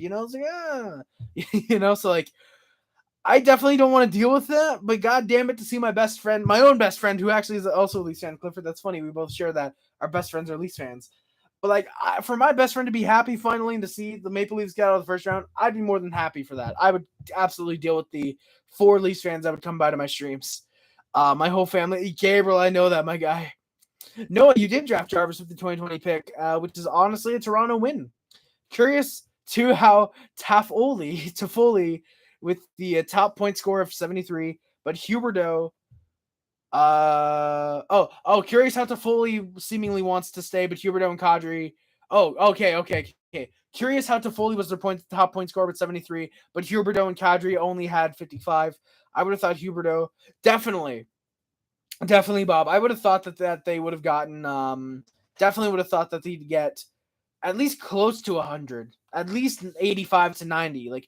I know Calgary is defensive, so while he probably could have scored 115 again in Florida with Barkov, I would have assumed he'd get at least 90, 95 points again this year, just because, defensive system, but still is typically a pretty good player, Huberdeau. And then, Kadri makes sense because he really was on a great Colorado team that fit his style of play, and he just clicked with Colorado. That was just a system that worked for Nazem Kadri. Calgary, I think, could, but it's just I don't see it working, honestly, unfortunately. I don't know. They dump Ed Malaru. Yes, they did know. They dumped Malaru. Exactly. Hubie can't really play under Sutter. He had insane chemistry with Barkov. Exactly. My sister went to Shanahan's high school. He went there once. Oh, he went there once, and it was like a week after they lost to Boston 2019. One of her friends asked him what happened in Game 7. Gabriel, I love that, man. That is absolutely amazing. Love it. A couple weeks ago, I said how Tony. Firstly, hey Jack, double Jack Newell and Jack Olsen. How's it going, my guys? Thank you guys for coming by. The thing is, if you flip, a couple streams ago, I said how Tony Marinero on the Sick podcast said Caulfield would be signed by the end of the regular season. Hopefully that's true. Hopefully it is Gabriel. That'd be really sick. Genuinely, it'd be really cool if I looked on Twitter, for example, and it said, hey, yo, we've signed Cole Caulfield for like 8 years worth, I don't know, like $6 million per. I'd love that, but it would be great, but unfortunately, that's not gonna happen. Unfortunately, as awesome as it would be, again, that's unfortunately probably not gonna happen. It's probably gonna be 8 years, probably 9.5, 10 million. It wouldn't surprise me if he gets Matthews money, but yeah. The thing is, if you flip the Leafs' last 2 playoffs around, the whole management would be gone already, meaning they lose to Tampa in 2021, and last year they threw into the Habs. Well, Gabriel, firstly, the Habs have to make the playoffs for the Leafs to choke a 3-1 series lead. But yeah, no, Gabriel, like I absolutely get that. I absolutely get that if you flip the management around. But I don't know. For me, the way I see it is, if the Maple Leafs again hadn't rushed the rebuild and kept it another 2 years, for example, if they had rebuilt those extra 2 years like they probably should have, they're probably better. They have a better team overall, I would think. Like, you can still go out and sign Michael Bunting with the expectation that, maybe he can still pan out, and he does, for example. You don't sign Tavares, which gives you that extra $11 million to now pay Michael Bunting to have paid Freddie Anderson. You don't lose a top 10 goalie in the National Hockey League for nothing. You're not about to lose Ilya Samsonov to free agency and Michael Bunting to free agency for next to nothing. Like, it's just, yeah. I was in school when Suzuki was signed. Hopefully tomorrow, the day after it's finalized. Gabriel, that'd be sick, man. That would genuinely be awesome if it could be finalized. But you're in school. You want to do my English work for me, Jack? Sure thing. Why not? I'll do your English. I mean, please don't cheat, guys. Do not use YouTubers to cheat on your English things, because that is not good. Cheating is for losers, not for smart people. I'm not for people. Cheating is not for people. No, Gabriel. I'm not reading that. Yeah. So the Islanders have they're looking for a 2-0 lead. Habs are playing some solid defense, but they were not letting many chances get to Montembeau. Been using that way before it got really Gabriel. Holy shit, that's awesome. Habs have started to get what is chat GPT anyways? What is that actually? What is that? What is chat GPT? Really wanted to see Pittsburgh versus Boston. Jack, that would have been a fun series. To see. Definitely the top. Sidney Crosby, like the best player in the world, against Boston, seeing how he handles that 2013. Would have been fun, but yeah. Harry, put it up on stream right now. You would get I can't, Jack. I'd love to, but I'm not using Streamlabs right now. I'm literally just using the webcam, unfortunately. I'd love to pull it up on stream right now. Matter of fact, I still might. I guess it's openai.com. You got to create an account and then just type in your question and it'll respond, even ask for paragraphs and stuff. Hey, John Speed, what's up, Harry? Just popping in. Thank you, John Speed. I appreciate it, man. How's it going, John? It's going incredibly. Thank you for coming by, my good sir. Thank you very much for coming by. Thank you very much for coming by. Crosby, the best player in the world, Harry. Well, Bob, I mean, like, I know Connor Bedard is definitely up there, but for me, I just feel like Crosby is the best overall type of player. Is the best overall, like, two-way defensive player in the National Hockey League, I would argue, Bob. Problem is, it's a book report. Oh, Jack, I'm sure Chat GPT. Okay, I'll sign up. We'll use Chat GPT. Why not? We'll try it out for a second. forgetting that other Connor guy. Well, Bob, yeah, because McDavid is all dangles. He's not really that great. At least if you ask me. I'm just not a massive fan of Connor McDavid. Game, his two-way game is not there. He's pure dangles and speed, and that's it. And just I genuinely, if you're asking me, if we're going with a game 1, game 7, or if we're going with a game 7, one game that's a game 7 of a series, and I need a player to finish it off, 100%, I'm going Sidney Crosby. If we need someone to score points, I'll go Connor McDavid. But if we need someone who can finish off a game and get the win for the team, I'm going Sidney Crosby easily. When will Bedard be the consensus best player in the National Hockey League after next season? I think Gabriel. Okay, no, not next season. I think season he'll be top 10, but I think in 2-3 seasons, that's when he's going to be the easy best player in the NHL. I mean, John Speed, again, McDavid is the best offensive player of the last 20 years. Again, Sidney Crosby, Alex Ovechkin. I'd take those guys over McDavid any day of the week. Sure, fudge defense, all offense for me. Definitely John Speed. I love the offense. But for me, I don't know. I just feel like I need at least something that McDavid can show he can win games. If he can win games, that proves it. Yeah. We will only use this data to verify your age. Okay, I might as well put my real birthday then. God damn it, I gotta verify my phone number. All right, let me do this real quick. All right, boys, I'll do this real quick. We'll use ChatGPT for a bit, and then we'll get back to the game because I know you guys are eagerly awaiting the conclusion of this incredibly exciting Islanders and Habs game. I'm not gonna type in I'm not gonna list my phone number on screen because that probably won't be a good idea if I were to just say out 428-194. No, that's not my phone number. Don't worry, boys. McDavid is not the best offensive player in the last 20 years. Exactly, Bob. Definitely probably last 5 years for sure, but not last 20, definitely. Already asked ChatGPT. Boo. That sucks. Oh, what is my verification code? Okay. Apparently it uses the same thing as Tinder because I had September.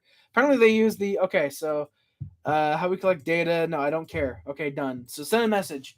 Who will win the 2023 NHL Stanley Cup? We are going to ask this to the Chat GPT bot. We're going to wait for a response from it. Okay. As an AI language model, I do not have the ability to predict future events with certainty, including the outcome of sports events such as the 2023 NHL Stanley Cup.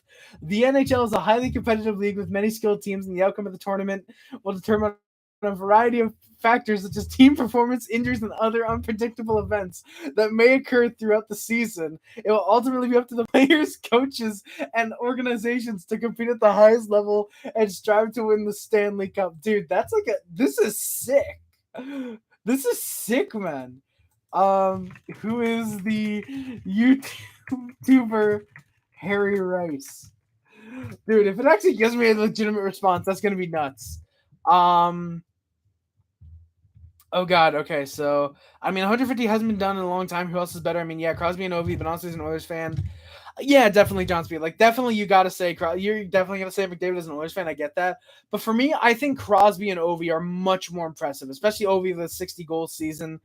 Definitely very impressive. Type in some. I might do that. Yeah, I'll see if I can do that. Oh my god. As of my knowledge cutoff data, September 2021, I don't have any information on a YouTuber named Harry Rice. It is possible Harry Rice is a relatively new or emerging YouTuber, or that they are known only within a particular niche or community. Without more specific information about the individual, it is difficult for me to provide any further insight. Really, Gabriel? Oh my god, that's nuts. I saw some YouTube video. High school teachers suspected students of using phones that you on the test. Turned off the overhead lights in the room, and the room is glowing with all the screens from phones. Yeah, Bob, that's kind of to be expected, I feel like, at this point. I think that's to be expected. By the way, big shout out to the chat now being labeled NHL Stanley Cup winner. I love that. I like to recognize that. Okay, what can I ask it? Because I ask if he knows Harris, the hockey YouTuber. Sad but true. Exactly, Bob. Just like Metallica. Sad but true. Okay. Who is the hockey YouTube personality? I think that might help. Harry Rice. That might help out a little bit because I've been around before. I've been around before 2021 September, so that might be fine. I think this McDavid season is the most impressive of the last 10 years. 60 definitely is impressive. It definitely is. I apologize for my. No way! I apologize.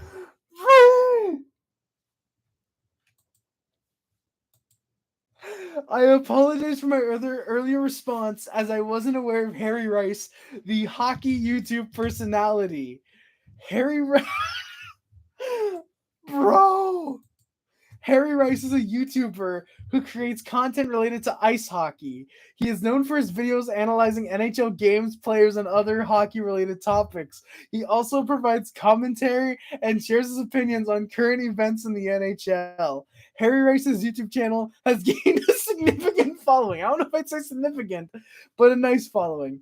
And he's collaborated with other well-known YouTube hockey personalities to provide content. I don't think I've done that. I've produced with one hack content creator, and that's it. It's worth noting that the information available with Harris is subject to change. I mean, all this cutoff date was in September 2021, so you may have gained new followers or created new content since then. Harry, did you just chat GPT? Yes, I did, Darkness. Yes, I did. I just chat GPT'd myself. Dude, it actually knows who I am. That's sick. This AI actually has that. That's awesome. Okay, let me look up. Oh God, who is Isles Girl 3 while we're on the Islanders conversation? While we're on the Islanders game. Oh man, I really wanted the Pens to qualify. And yeah, I get that, man. I get that. I love it. Oh my God. I'm not aware of any specific person or public figure known as Isles Girl 3. It's possible that the name refers to a username or handle used by an individual on social media or other online platforms. Without more context or information, it's difficult to determine who Isles Girl 3 might be. It's possible that Isles Girl 3 is simply a fan or supporter of the New York Islanders NHL team, or they may be involved in creating content related to the team or hockey in general. That's genuinely insane. That's fucking awesome. Ask what are the pros and cons on the YouTubers Hatakaki and Gravita. Okay, Gravita. Pros and cons on the hockey YouTube personality hot take hockey. We're not going to do Grav because Gravita is completely irrelevant. All right, we'll wait for that. I'll wait for that to happen. And Darkness, I did see your comment. I am asking about John. I'm going to give you guys a bit of a break. We'll do that during the second intermission. And by that, I mean once I'm done my second period notes. The game is not going on right now. Do not worry, boys. Yeah, so Islanders look for a 2-0 lead. Habs are playing some decent defense to not let many chances get to Montembeault. Habs started to get ask GPT if Yager's the GOAT. Darkness, I'll do that in a minute. I will do that in a little bit. Habs had a bit of momentum. There's some decent chances. Pitlick on a break roofs it up and wide over the net. Habs then pushed. Pizzetta has a decent chance. There's a rebound for Teasdale out of midair off the post. Nearly had his first career NHL goal. I forgot to mention that earlier. Teasdale had a really good chance there. He was really solid. Canadiens tried to push, but the Islanders' third line was doing good at defending against us. Isles pushed. Then after, there's a great break for Palmieri and a great save by Montembeault to keep the game 1-0. Really solid, just stick check. A kind of stick check to get the puck off of Palmieri's sticks.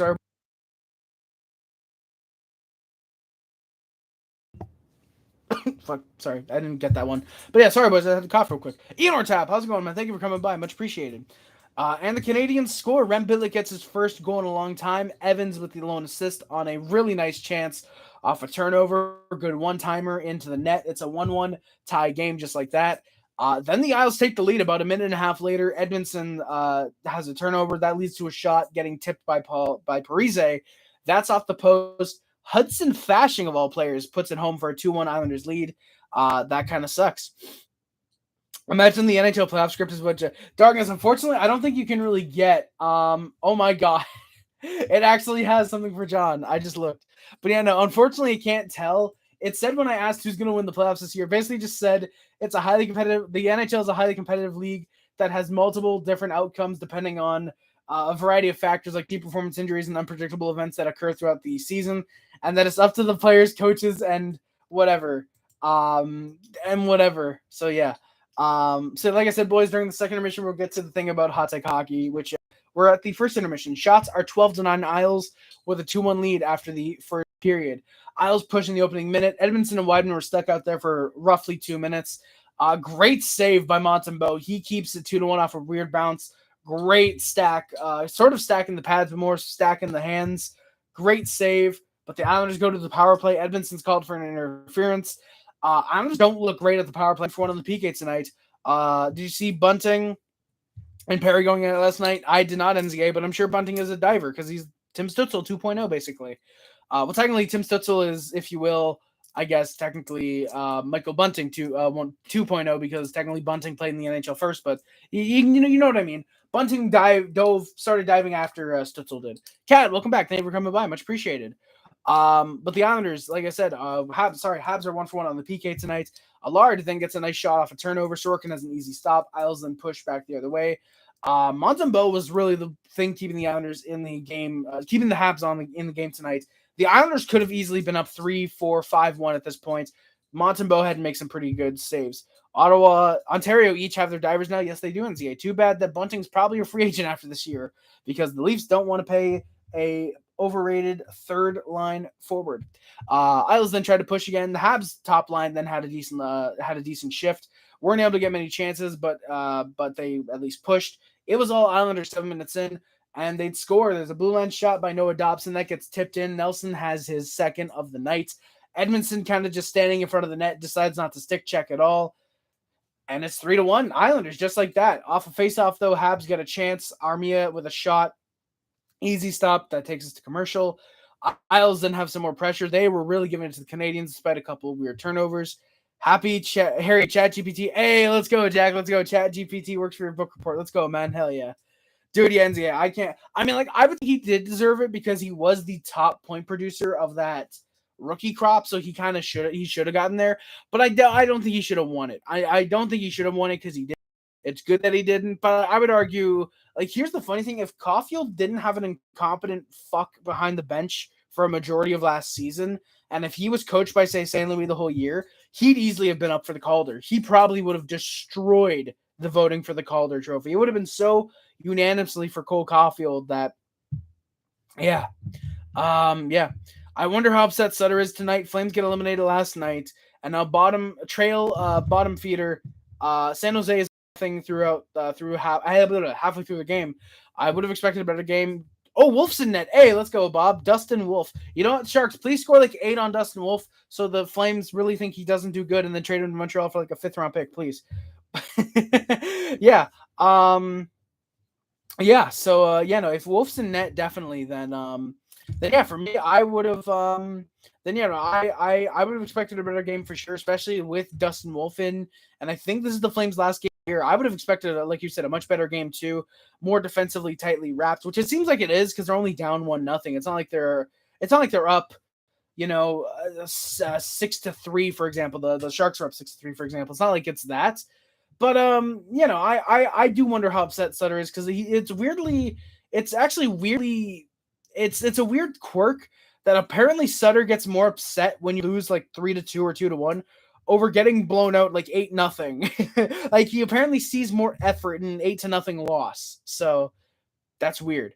Jack, yeah, Gabriel, I agree with you there. Yeah. Harry, besides winning a cup, fingers crossed soon, what does McDavid have to do, in your opinion, to surpass Crosby and Ovi? To surpass Crosby, gain a good two-way game, good defensive ability, be a good captain, which is a lot to put on McDavid because I don't think he can do any of that. Ovechkin probably get close to 700 goals in his career at the very least. Even then, I don't think he can really surpass Ovechkin because, again, it's hard to pass the greatest goal scorer of all time. Like for me, like McDavid's getting close to 70 goals. I don't think he can hit it because I want to say the Oilers have one more game left for the season, then I think that's it. Yeah, they play tomorrow against if they play the Sharks tomorrow, he might actually be able to. But if the Sharks, if they're playing the Sharks, McDavid could genuinely score 70. He could get 5 goals against a bottom feeder like that. But I feel like again, I don't know. I feel like Crosby, he would have to develop the two-way game like Crosby, at least the defensive game, be a good captain. Ovechkin, he'd probably have to pass him as the greatest goal scorer of all time, which I don't think he's ever going to do. I don't think there's any way that McDavid can do that. Exactly, yeah, Bob, 7th-round goalie from California. I was looking back. I really wish Montreal would have picked him or Devin Levi, both 7th-round goalies. Actually, surprisingly, they would have been real nice in Montreal. Would you trade Caulfield and Suzuki for Bedard? Ian Ortap, no chance. I would not trade our captain and a future 50, 60 goal scorer for Connor Bedard. I love Connor Bedard. He's going to score 150, 170 points in the National Hockey League in a single season. At the very least, he's going to score that. Genuinely, if you ask me, I think Bedard has the best chance of anybody in the NHL since Mario Lemieux to put up a 200-point season. Reminder, Lemieux didn't have a 200-point season, but he had a 199-point season. He got as close as you can get without getting 200. I think Connor Bedard genuinely has potential for that. If you ask me, Connor Bedard will go down as a top 5 player in NHL history when his career is done. It's going to be, I think what it's going to be is I genuinely think it ends up being Gretzky, because he's for some reason always going to be up there. Gretzky, Lemieux, Crosby, and Bedard. Those are going to be your top 4 for sure. And then you can throw in like a Bobby Orr or whoever you want basically in that 5th slot. But yeah, I think Bedard, when his career is done, he's going to go down as a top 5 player in National Hockey League history. I genuinely believe that. So yeah, Intertop, I would even though that's the case, I wouldn't trade Caulfield and Suzuki to get Bedard, because there's a chance, like you said, obviously, like Gabriel said, there's a chance that we could end up getting him. But I don't know. I love Caulfield too much. I love Suzuki. I feel like we need the depth more than just trading everything to get, one guy, basically. Oh, yeah, if Habs get Bedard, he's the most sold jersey of the year, absolutely. I'm heading out to Vancouver for a week to hang out with my brother. Bedard lives down the street from my brother. Bob, if you get to meet Bedard, dude, that'd be sick. Bob, if you somehow got to meet Bedard, man, that'd be awesome. McDavid's point percentage in the CHL was higher than Bedard's, although exactly, McDavid had better teammates. Bedard literally was his team. He was the only reason they made the playoffs this year, and the only reason they pushed it to 7 games. Dude, I think was a part of what did it say? Like 85% of the team's goals or something crazy like that. He was a part of a vast majority of his team's goals in the offseason, in the postseason, I should say. So just, yeah. Like you said, while McDavid's point percentage in the CHL was probably better, Bedard had much weaker teammates, definitely. Yes, Bob, you should definitely get a couple of Bedard CHL cards from him to sign. Because who knows? Keep one, sell, say you get, 3 or 4. You keep one, you could make a small fortune off those others. Definitely. Especially if you wait a couple years until he's a proven star in the National Hockey League, hopefully for Montreal. That's going to be nuts. That's going to be crazy. If he goes to Columbus right now, he won't be in top 5 jersey sold. I agree with you, Gabriel. Wish we got him, but don't think so. Got first overall last year and would need insane odds to jump from 5 to 1. Exactly, Gabriel. I mean, to be fair, it happened to the Oilers. It could happen to the Canadiens. John Speed, speaking of the Oilers, have a good night. Thank you, John. Thank you for coming by. Much appreciated, man. Hope to see you in the Sim League later. I forget it. Oh, no, you've done your re-signings. You told me to re-sign everybody. Yeah, so I did that. Hope to see you in the Sim League, I guess, sometime. Thank you for coming by, John. Much appreciated. All right, let's get through the rest of the second period. We'll do the pros and cons about hot hockey, and then we'll get through the rest of the game. So the Islanders pushed. So it's 3-1. So Islanders have more pressure. They were giving it to the Canadiens. Gally then fans dying for ChatGPT's opinion on hot hockey. Gabriel, me too, man. It's gonna be fun, I'm sure. Gallagher fans in a one-timer from the blue line. Fasching then has a burst of speed, and Gallagher gives him a knee-on-knee. He then brutalizes Pajot. Pajot goes down. Gallagher kind of gives it to him. One person in the Discord said that it looked like they were having sex, and I thought that was actually pretty funny. And we've got penalties. Gallagher for both kneeing and roughing. Pajot's called for roughing. Those are the rightful calls. Quillbot doesn't work with that many words. Damn, Jack. Jack, what I would do then is I would just change up a good, decent amount of words. Like get a thesaurus, for example. Get a thesaurus, for example. I think that would wait a few years. I bought 2 Gretzky rookie cards in 1984, I think, and still have them. Holy shit, yeah, Bobby. That's fair. If you would hang on to those, holy shit, that's crazy. Gretzky's are near, dude. Okay, Gabriel, Bob. If you have near mint Gretzky's, if they're 8.5, 9s, obviously you wouldn't want to sell those because it's just cool. But if you wanted to sell those, holy fuck, I would. Let me just look up Wayne Gretzky rookie card 9 PSA 9 a PSA a PSA 9 Gretzky. A PSA 9 Gretzky. Granted, this is converting from US to Canadian. Holy shit, Bob. If it's a 9, for example, if you get that shit graded, you're looking at upwards of a fucking. I paid $85 for the entire league back in 84. Bro, that just fucking props. Dad's got a mint Ray Bork and Ken Dryden. Dude, Gabriel, that is sick. And the Ken Dryden rookie, that would be in. No, because Ken Dryden won the Calder. I think he won the cup before he won the. He won the cup before he won the Calder. Did he not? Yeah, I'm pretty sure he did. Caulfield almost. Yeah, because I remember. Yeah, because he played 6 games in the regular season, won 20 playoff games, and then won the Calder the next year, right? Yeah. The Conn Smythe in 70, 71, and then won the Calder, and then decided to win just 4 straight Vezinas in 76 to 79. Dude, Dryden only played. How did Dryden only play like less than a decade in the NHL? How did that? What the fuck? Yep, Bob. Yep, won the cup in 71, Calder in 72. Yep, Bob. Yep, that's exactly it. But Bob, again, like if you have near mint Gretzky's and they're 9s, for example, you're looking at least $140,000.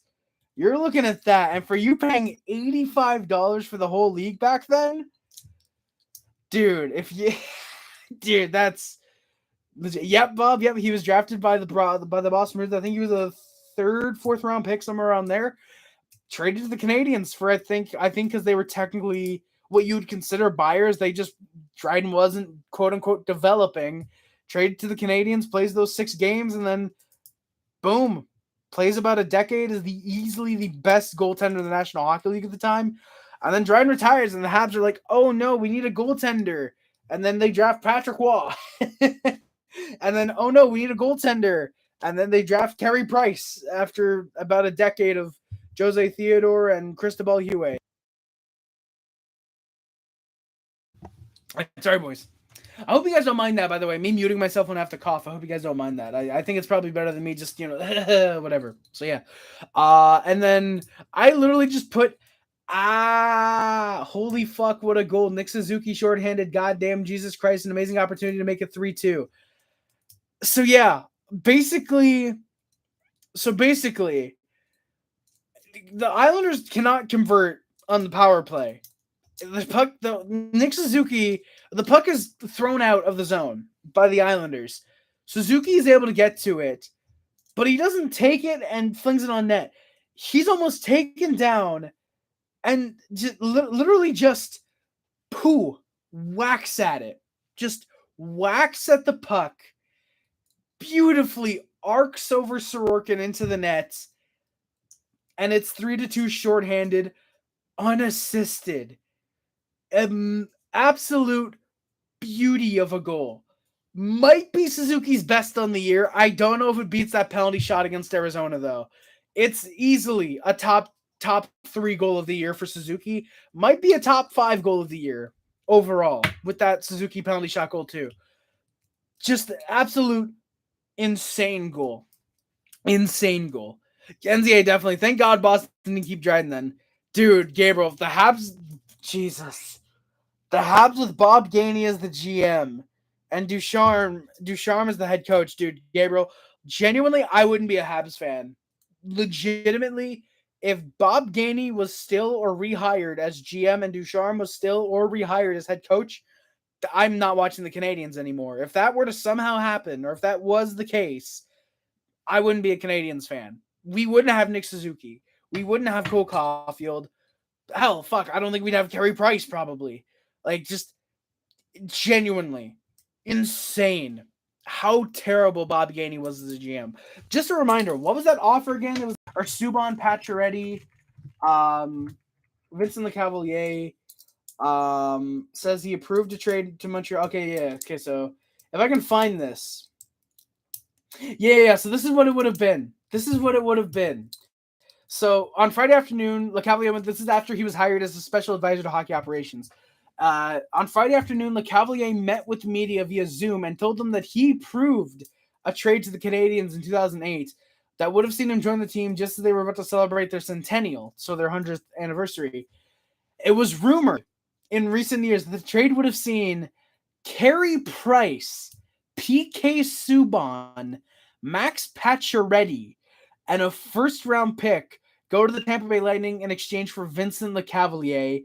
The trade fell through, but it remains unclear as to why. Montreal's general manager at the time was Bob fucking Gainey, and while it would have been nice to see LeCavalier play for the Canadiens, giving up those three plus a first-round pick would have gone down as one of the worst trades in franchise history. Easily the worst trade in franchise history, if you ask me. No, Ian Tap, this is what LeCavalier confirmed. LeCavalier confirmed that he approved a trade in 2008 for the Canadiens. I genuinely feel like it would have been...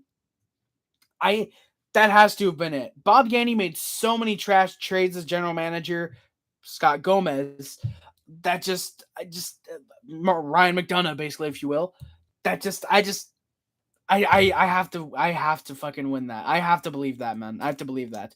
Ironic how Suzuki's goal, dude. Yeah, Gabriel. I didn't even think of Sid's backhand goals. My dad kind of thought of that, and he mentioned that when we were upstairs. But yeah, no, Suzuki's goal, yeah, kind of was like Sid's backhander. Gabriel, don't worry if you said that early in the stream. I don't think I saw it. I think I passed over that comment accidentally. Just like I passed over this one. Thanks for the valuation of that 99 card last time I checked. Yeah, no, Bob. Yeah, no, it was last time you checked. It was probably 30,000, if that. So like, yeah, no, it's shot up in value. It's genuinely insane. Rumored Harry, don't believe it. Please don't dog on Gainey. Gainey won a cup as GM and coach. But keep in mind, as William or Tap, keep in mind as well, Gainey won a cup as GM and coach in Dallas. That's fair. But he was outdated by the time he joined the Montreal Canadiens, I think. Where's the NHL trade tracker? I want the NHL tradetracker.com. There it is. Tradetracker.com. Trades by GM. And I can do this. Montreal Canadiens, if I can find the Montreal Canadiens, I'd be appreciated. Bob Gainey from 2003 to 2010. All right. I just want to look at Bob Gainey's trading history for really, really quickly. So his first trade, Elite, was a fourth for a fourth and a seventh. That was literally none of them played in the NHL. That was whatever. This one, admittedly, was pretty good. Kovalev for Josef Belik and a second round pick that became literally nothing. Literally nothing. Yeah. Then the next trade is Redick Bonk and Cristobal Huet for Mathieu Guérin and a third. That's kind of whatever. Traded the rights to Stephane Quintel for futures. That's whatever. This one's admittedly also a good trade. A second-round pick who became Gil Latendresse for Marc-Andre Cliche, a second-round pick, and a third that became Brody Dupont, again, never played. David Abisher for Jose Theodore. I can't say I like that trade. I can't say I like that one. You go up a first that becomes Ty Wishart for David Fisher and Matthew Carl, the picks that became those two. You could argue this is a wash, but then again, you don't hit on a first-round pick. Yeah, that's kind of not good. You trade out Richard Zednik for a third-round pick. That's not great. Yeah, Top Gainey definitely price went fifth overall. Virtually unheard of a goalie going that high would be hard for me to trade a pick like that considering his obvious talent in junior. Bob, definitely. It would definitely be hard for me to trade a pick like that or to trade the player after he's drafted. It's just weird. It's just so weird, man. It's weird. What happened in Montreal with Gainey is that I read is that, and then I just skipped to Gainey drafted Price. I don't know why. What happened in Montreal with Gainey is that Gainey drafted Price. That's how I read that. I skipped over this comment. Sorry, he lost his. Oh, I feel like an asshole now. I feel like a jackass. He lost his daughter in an accident. His wife got cancer, and he just wasn't himself ever since. Jesus, Tap that.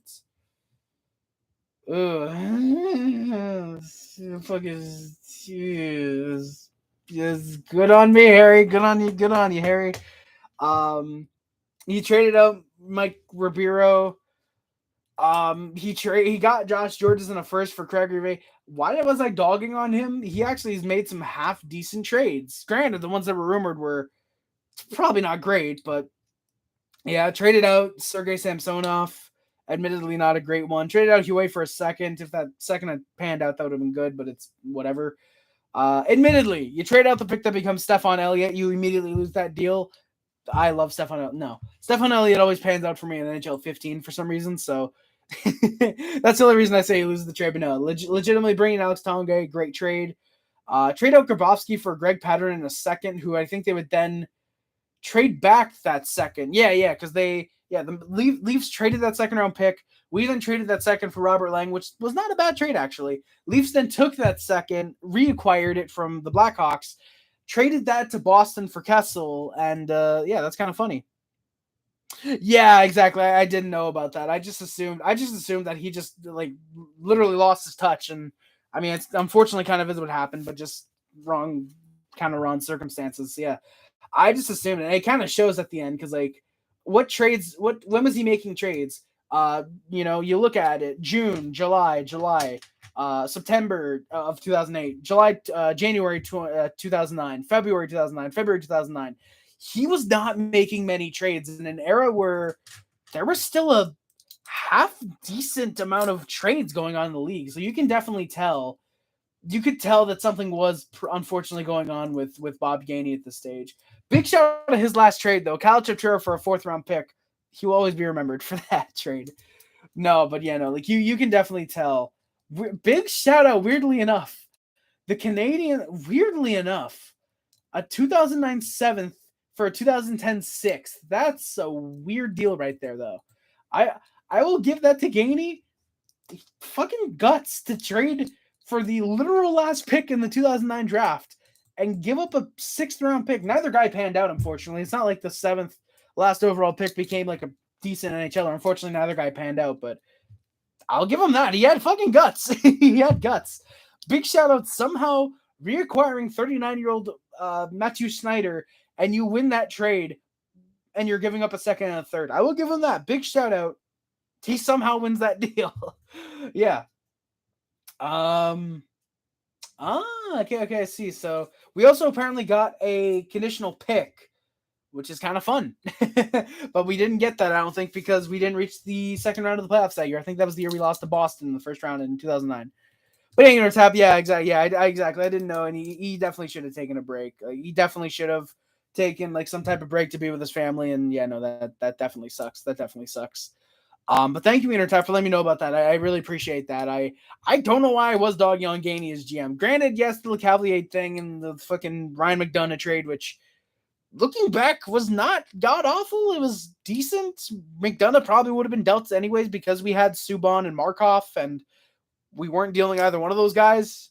So kind of does make sense, honestly, thinking about it. But yeah. Gainey was not terrible. Did Gainey draft the Koistutsan? No, the Kostitsin. Kostitsin? Is it Kostitsin? Yeah, Andre Kostitsin. Yeah, Kostitsin. Did he draft the Kostitsin boys? I want to say he did. He was hired in 2003. So he might have been hired just in time to trade for the Kostitsins. He did draft Andre in 2003. I want to say we had Sergei in 2002. No, he was drafted 7th round in 05. Genuinely, for a 7th round pick, very solid career. 353 games, a 23-goal, 50-point season. Honestly, not terrible. Genuinely not bad at all for a 7th round pick. Just gotta hope that's not what the Harvey Pinard turns into when he ends up being a veteran of the NHL eventually.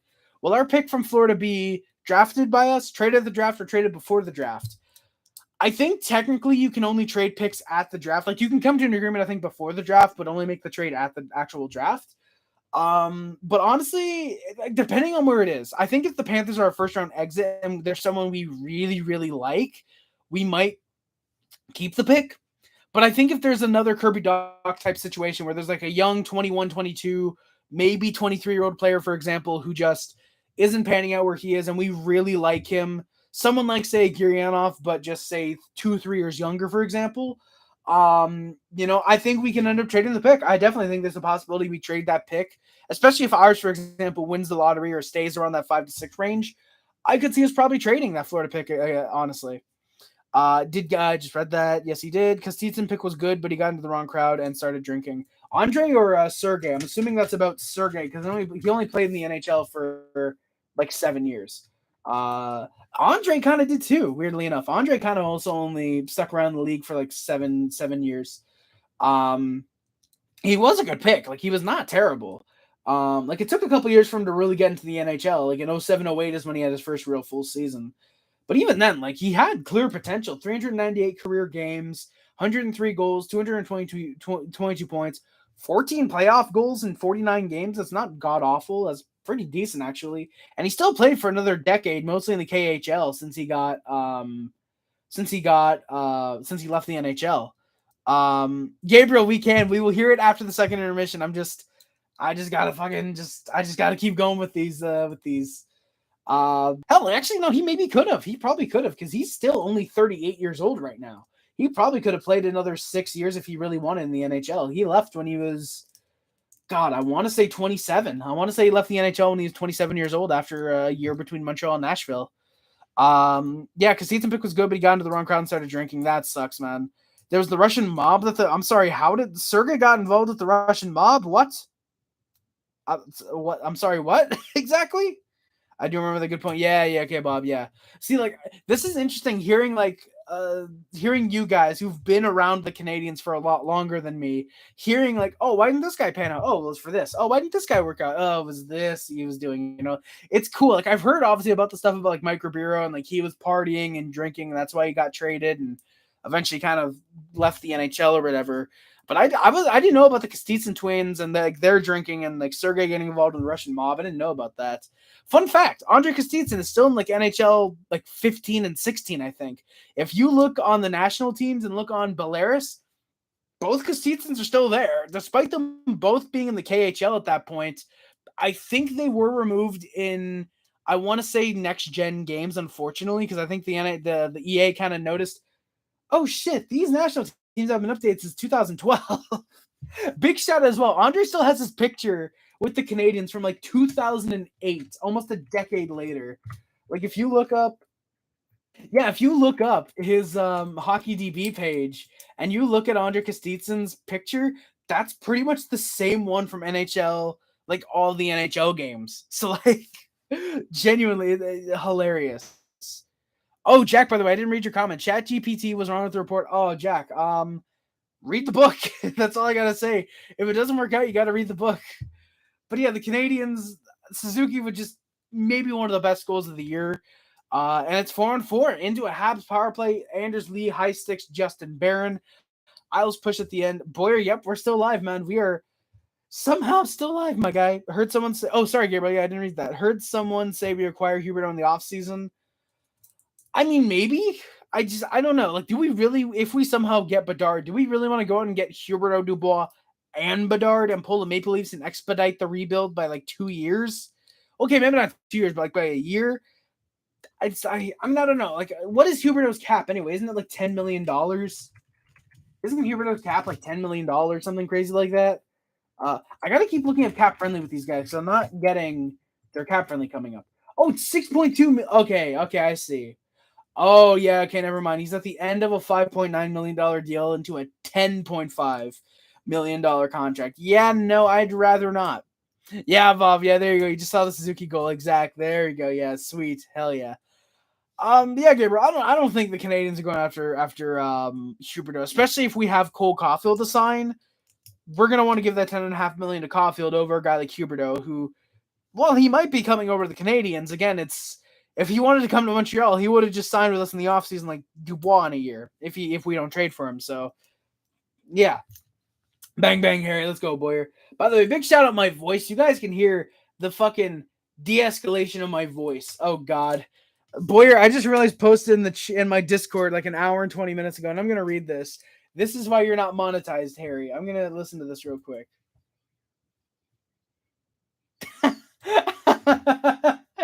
Thank you, Boyer. Low-key. Oh, I love it, Boyer. Thank you so much, my guy.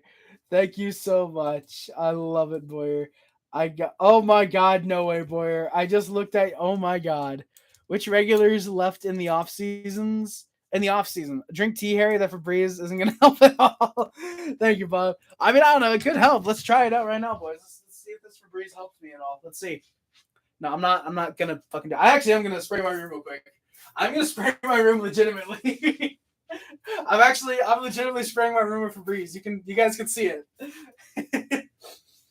Oh, this smells real nice. I like it. It's the Fabric Original scent with Gain in it. So that shit smells like fucking roses and butterflies. I don't know if butterflies have a smell, but that's what I imagine it smells like. That smells real good, actually. Gabriel, which regulars leave in the offseason? I gotta look at the Canadiens. I mean, like, what are we considering regulars, Gabriel? Are we considering like guys that are synonymous with the team like Nick Suzuki, or are we just considering like, okay, these guys are in the are like, for example, like Mike Hoffman, like because he's like in the Canadiens lineup, are we considering him someone that's like a Canadiens regular? Is that like snorting Tide Pods? It might be, Bob. This might be bad for me, but yeah, like Hoffman types. Okay, I see. So for me, who's gone in the offseason? Unfortunately, Jonathan Drouin. I think he's gone, unfortunately. I loved the way he's been playing. I think he's had a pretty decent season, but just unfortunately his time with the Canadiens is done. Wouldn't be surprised to see Hoffman dealt. People are saying Josh Anderson, there's a chance he might be dealt. I don't know at this stage. Like $5.5 million, especially if the cap's supposed to go up to like $90 million, is going to be next to nothing in 2 years. It's genuinely not going to be much at all. So I could see him maybe sticking around in a third line type of role. So yeah, I think Drouin's gone, Hoffman's gone. I don't know if we can find a buyer for Armia, for example, just to gain more cap space to sign Caulfield and some others. But maybe him again, conditionally, if we include like a third, which I would gladly do. Yeah, I think we re-sign Gurianov. I don't think he's gone in the offseason. Wouldn't be surprised if Edmondson gets dealt. I don't think we trade David Savard. I think he stays. There's been rumors that apparently we want to try and grab Dustin Wolf from Calgary if he doesn't work, or try and grab Carter Hart from Philadelphia, and if so, Jake Allen's gone. I'll say Allen's gone with the asterisk being if we get a Dustin Wolf or Carter Hart. If we get a starting, someone who's seen as a starting goaltender, then I think Jake Allen's gone. But if he's not, then I do think Jake Allen is around until at least the trade deadline. Yeah. Gabriel, at this point, we're not getting Devin Levi. I think there's more of an opportunity for us to get Ukko-Pekka Luukkonen because Levi's actually looked great. Has actually looked really great with the Sabres. And I don't think they'd want to get rid of Devin Levi. I feel like they'd be more willing to get rid of UPL. And I would gladly take UPL. I would definitely take UPL because I think he's going to be a great, great goaltender in the National Hockey League. But yeah, no, at this stage with Devin Levi, I don't think the Sabres want to get rid of him at all unless you're giving them a first, a prospect, Sam Montembeault, for example, in a package. I don't think they'd want to part with Devin Levi. Definitely some interesting reading, I'm sure, Nortap, about the Sergei Andre Kostitsyn. I'm sure there is. I'll have to try and look into that at some time in the future if I can. Definitely Nortap. Nortap has to leave the team. Definitely no. Edmondson has to leave. Brutal lately, and I don't believe he recovers. Definitely. Like, I think if in the offseason we can somehow pull out a deal to trade Edmondson for, say, a first-round pick, like we did with Ben Sherratt, even if it's like, say, Boston's first next year. I don't know if they have that, but for example, Boston's first next year, because for some reason I just see Boston being a team that Edmondson could actually play half decent for next season. Obviously retaining 50% because, get a first-round pick. Why not? I could genuinely see us dealing Joel Edmond if it means getting a first-round pick, even if it's to a division rival, like a Boston Bruins. I could see that being the case. Again, Jake Allen's got that kind of that asterisk next to his name. Monahan, I think we resign if he takes, say, a 1 year, $1.5, maybe $2 million deal, just to be like, hey, if you can stay healthy, we'll give you a decent, 2-3 year contract. But I would like to see Sean Monahan come back to the team, and then obviously, yeah, I think that's it actually. Yeah, just so I think Monahan stays. Again, Allen with the asterisk of him getting traded. Edmondson's gone. Duran, Hoffman are unfortunately gone. I think Armia, if we can attach like a pick or a prospect, maybe in a Tias Norlander in a third to get rid of his contract, Arizona maybe. I think we're going to find a suitor for him. And who I want gone is probably Brendan Gallagher's $6.5 million contract. Do you select Michkov if he's available at 5? Type, yeah, just like Gabriel, without a doubt. Especially if you talk to Michkov and he confirms, hey, yeah, no, I would really like to, I really would want to come to the Montreal Canadiens, or I really want to be in the NHL in a couple years. If he confirms that he does want to come to the NHL and would like to play for the Canadiens, if he's available at 5, even though unfortunately the Canadiens are almost confirmed to not be going after Russians this draft, I would love to go after Mishkov if we still pick at 5, for example. Hell, if he's available somehow when we pick in the first round and the second, if he's somehow still there, then I'd fucking love to take a waiver on Matvei Mishkov. I would love that. I'd love that. I kind of think the Habs will retain more of the veteran D-men to help insulate Gulli and Wi-Fi a bit longer, so that would make... Yeah, Bob, I could definitely see that being the case. I mean, we do have David Savard, and Matheson's not exactly a veteran. He's 29. I think he just turned 29, I want to say. Yeah, he just turned 29 in February, so he's not exactly a veteran, but he's like a knowledgeable guy, and I'd actually say that Matheson is kind of better than Edmondson on the ice and in the locker room. Matheson's only making 1.3, basically $1.4 million more than Edmondson, 4.875 compared to 3.5. I'd have no problem getting rid of Edmondson because, again, you have Matheson and Savard. Julian Savard seemed to be a really good first pairing on the blue line. And then you could probably run Matheson on the second line with, say, Arbor Jackeye, because he can play the right defensive side if you want to. But then that is the only thing, is that it probably leaves Harrison Barron, for example, to fend kind of for themselves on the bottom pair. So I could see maybe a thing where you want to go with, say, Harrison Jackeye on the bottom line, and then move Barron, for example, up to the second pair with Mike Matheson. But then again, Jackeye, I think, has some decent defensive ability, so he could probably learn from a Mike Matheson. Or hell, if you want to pair him with an with a David Savard, and then do, say, Gulli moving to the right side to play with Matheson, you could probably work around those different types of lines. I'm sure there is a plan in place of when we phase out the veterans. Like, I don't think Matheson for sure gets even dealt until that last year of his contract, if he even does get dealt, for example. I think there's definitely a plan in place, and it wouldn't even surprise me, for example, if we I don't know if necessarily sign a veteran defenseman, because again, Matheson, Savard, Jackeye, Gulli, Barron Harris are probably your 6 defensemen. Maybe you sign, for example, another veteran D-man, like a Chris Weidman, for example. Use Weidman in the AHL next year and have someone like, say another type of Savard-esque defenseman, but he can be a 7th D, not obviously signing him for $3.5 million, but say you sign someone with the veteranosity of a David Savard, but say plays like a, not exactly, but like a Jordy Ben, where they're a 7th D, they come in when there's injuries, and, just provides a good locker room type of presence. That's what I would do. How big of a concern is lack of in this draft, on this team, the lack of height in this team, and would you target that in the draft? No chance, Tap. No chance for me. The way I see it, if you're targeting big bodies over skill, that is your big issue. Because think about this team. It has Arbor Jackeye and Jurasovkovsky, and it has already Josh Anderson, and even to a certain extent, Kirby Doc, I think, has a pretty big body. You have 4 guys right there who have pretty decent bodies. And even Caden Gulli, I think, is he not 6'2", 6'3"? Yeah, he's 6'2", 205. He's not terrible. Matheson, I think, has a decent frame. He's 6'2", 193. You have guys on the team who have a bit of a body and have that skill level as well to be able to compete and also throw the body around if they need to. So I don't think there's a big concern at all for really a lack of height or picking up height guys in this draft. I know that's why we went with Slavkovsky over Wright. Part of the reason is because he's a big boy, 19, and he's only 19. He's already 6'3", 6'4", something like that. 6'3", 238 pounds. So he is a big boy. And there's still that possibility he grows another inch or two to 6'4", 6'5". If we're really lucky, he can grow to that level. So I don't think there's going to be I don't think you really target that in the draft. If you are targeting it at anything, I think you're targeting that to pick up Pierre-Luc Dubois as part of the reason you pick him up, because Dubois, I want to say, is he not 6'4", 6'3", maybe? Somewhere around there? I don't care. I don't want to support 6'3", 218 pounds. So Dubois is another big boy. He can play center and also, I believe, left wing as well. So for me, the way that I see it, If you're targeting size in the draft, you're doing it wrong. Because again, you have 4 guys already who have pretty decent bodies. And if you get Dubois, that's 5 guys who have skill, speed, and the body as well that can lay it. So I don't think there's a concern at all at that stage for a lack of height, for example.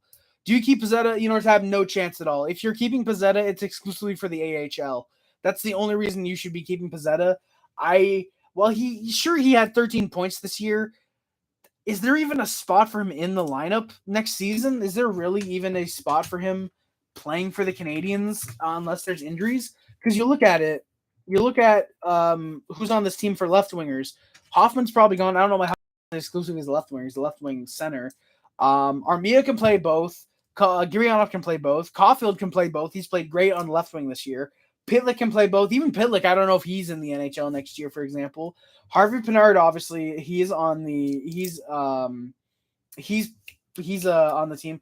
Where the hell is Harvey Pinard? Has he been sent down? When the hell was Harvey Pinard sent down?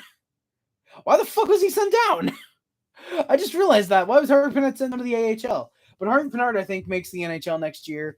It would not be surprised if he's second line left wing there.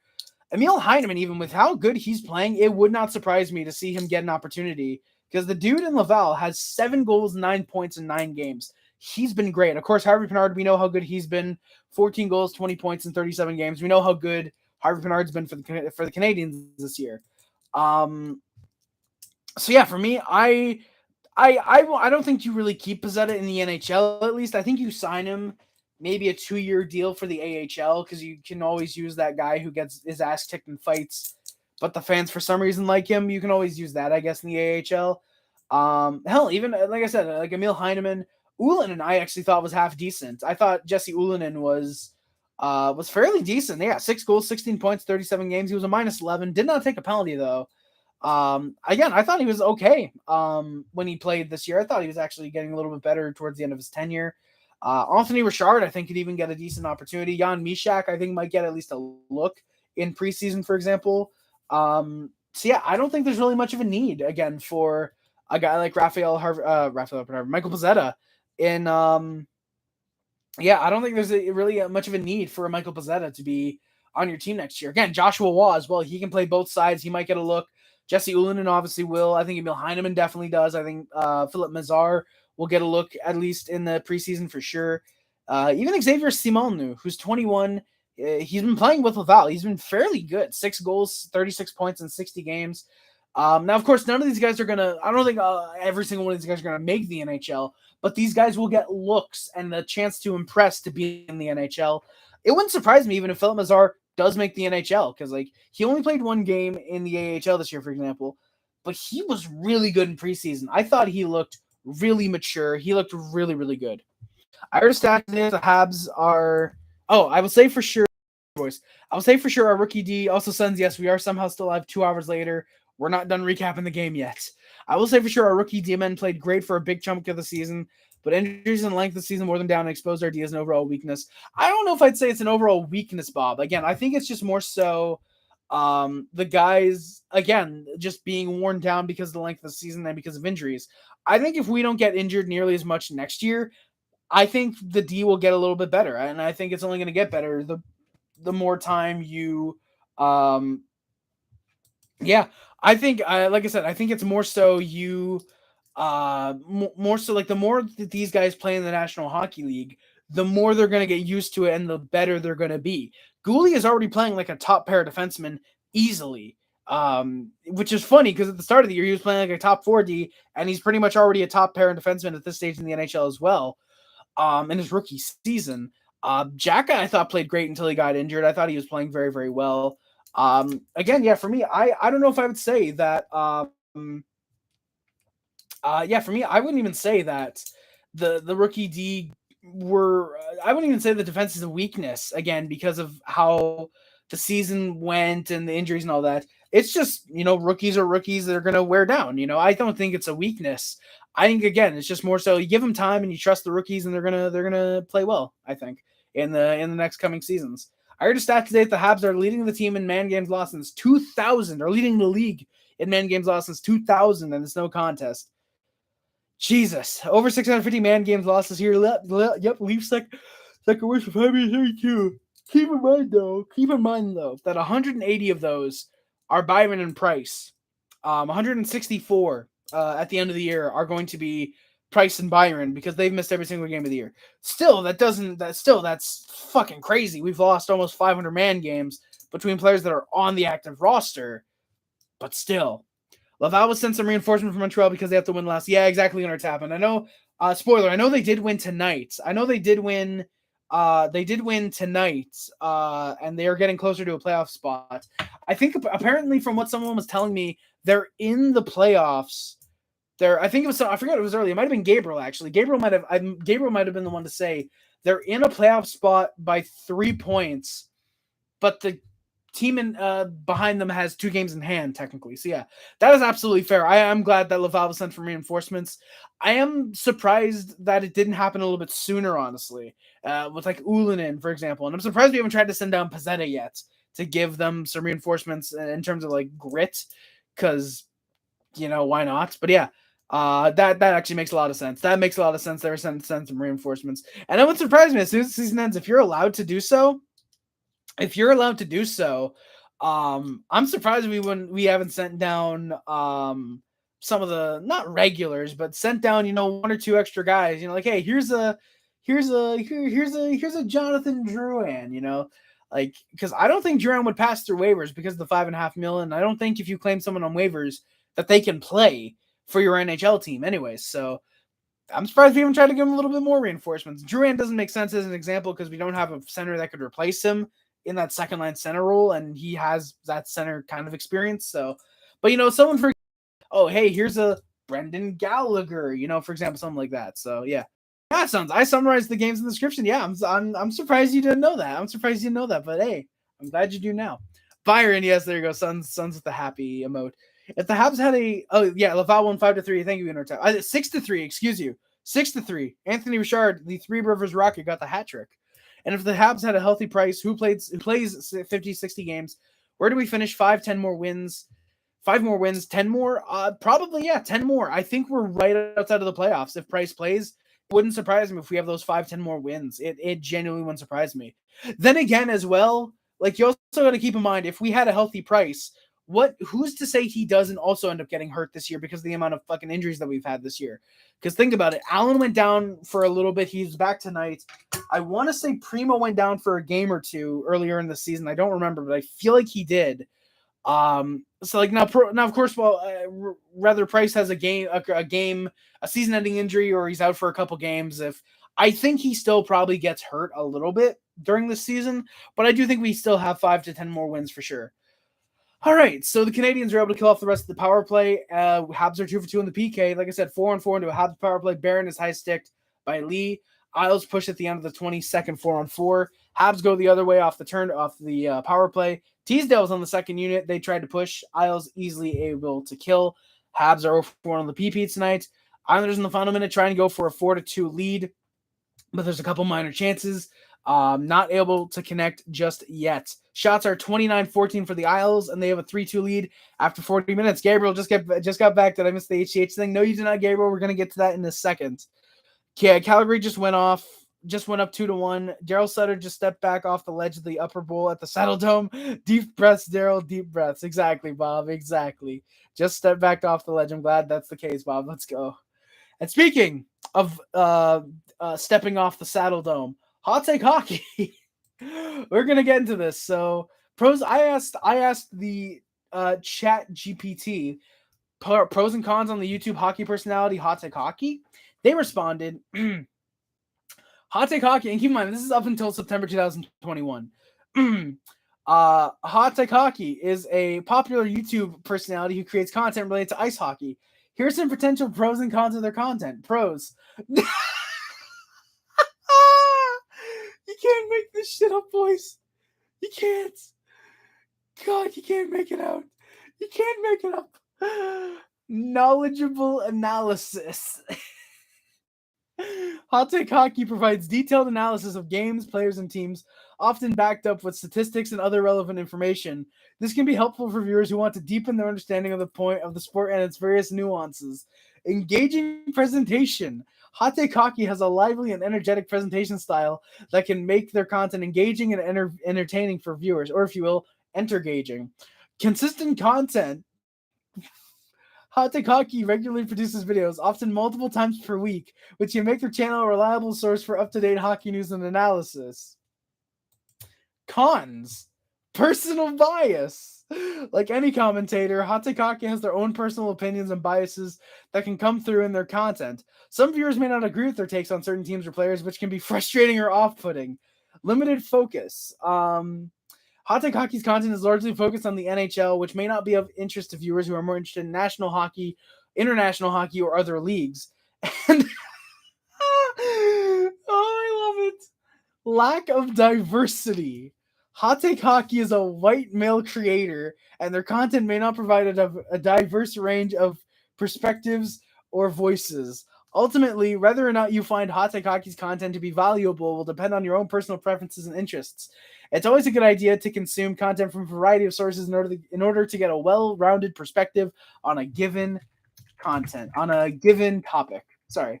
All right, now I'm going to ask pros and cons of the hockey YouTube personality, Harry Rice. I'm going to ask this and see if it just gives me like the same things, for example. Number one con should be the inability to control his temper. Definitely, Gabriel. It definitely should be. Absolutely.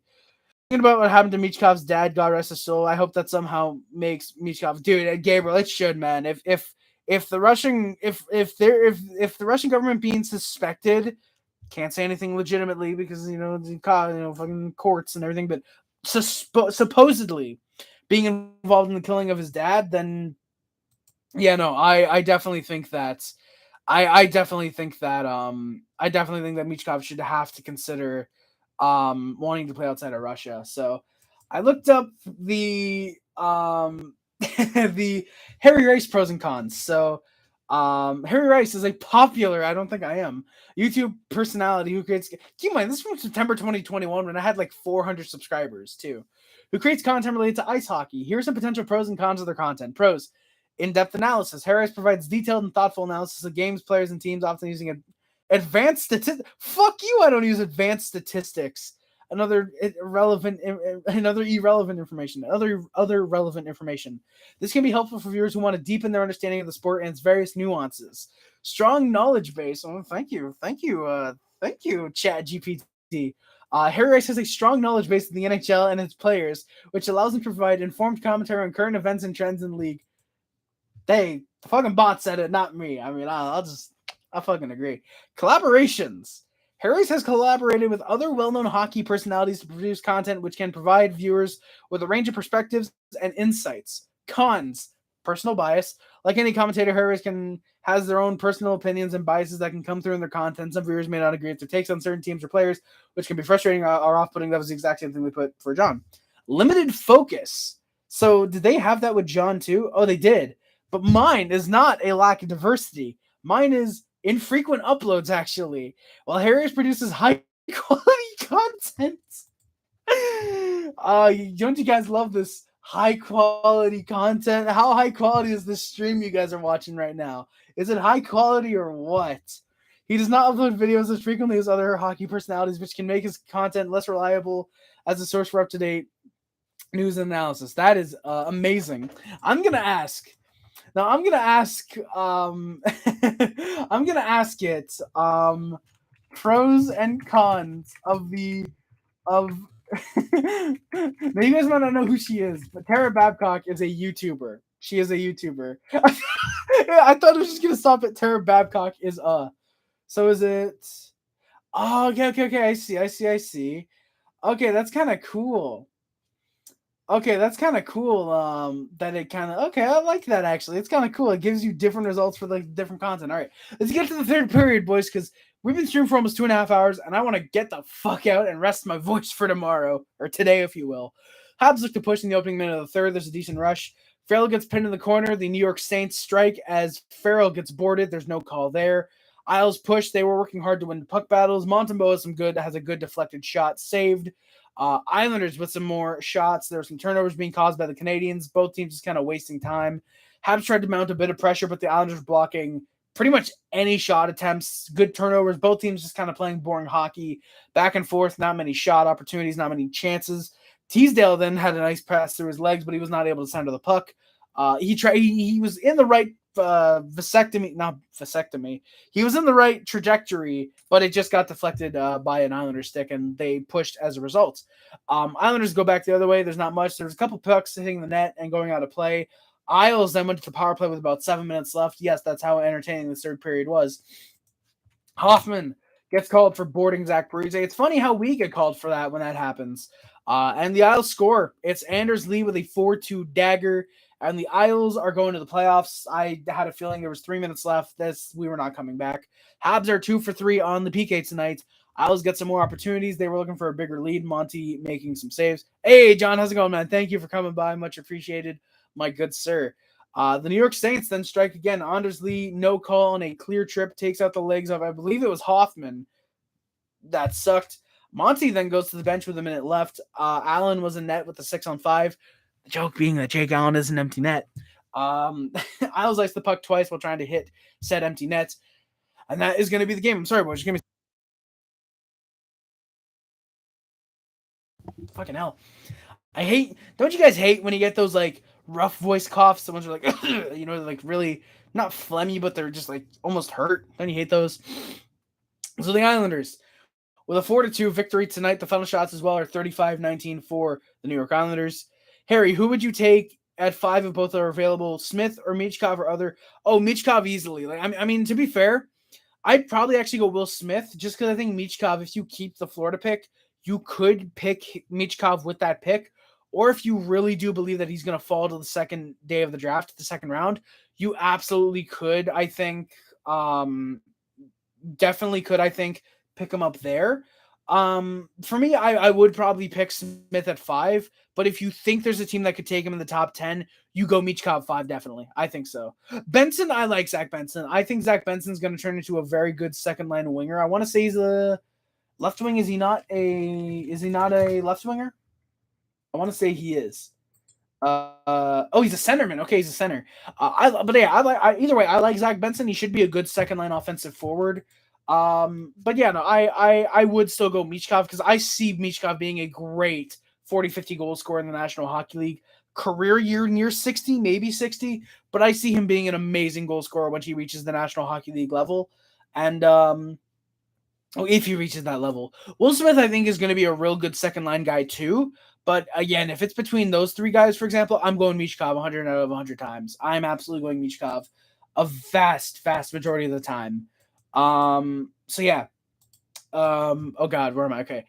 So yeah, that is the end of the Game Boys. That is the end of the Game Boy. The Game Boy has been discontinued after 33 years on the market. No. That is going to do it for the Game Boyos. I will get to the final stats and then work on there, and then get to the outro because tomorrow or today we play the Bruins and it's the final game of the year, boys. It's the final regular season game of the year, which means that I'm probably going to take a couple days off. Maybe I might. I'm still not sure yet because it's Thursday. Might try and stream maybe Sunday. I can't stream Saturday because me and my family are more than likely doing some stuff.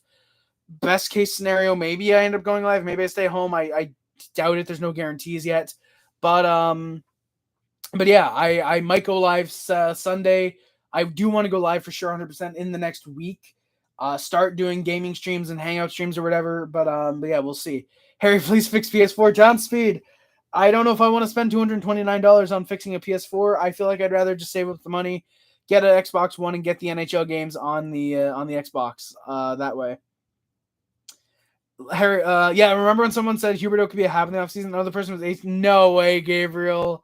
There's no John. Just a reminder that the bot said about Hot Take Hockey, knowledgeable analysis. Just a reminder.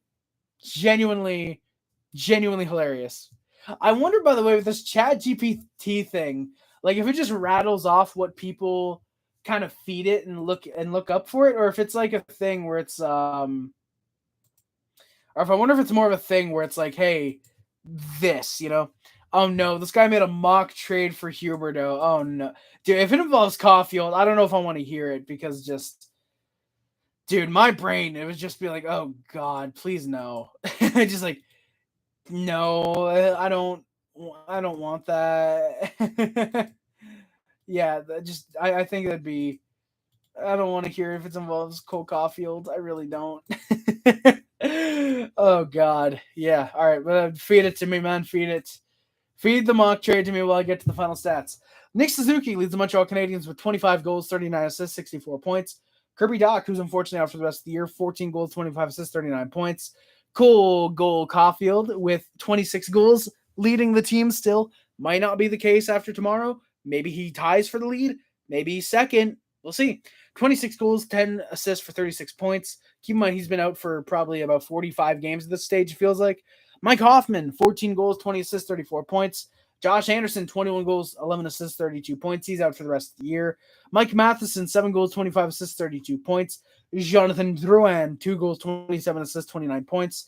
Christian Dvorak, who's out for the rest of the year, 10 goals, 18 assists, 28 points. Raphael Harvey-Pinard, who is back down in Laval, 14 goals, 6 assists, 20 points during his call-up. David Savard, who's out for the rest of the year, 3 goals, 17 assists.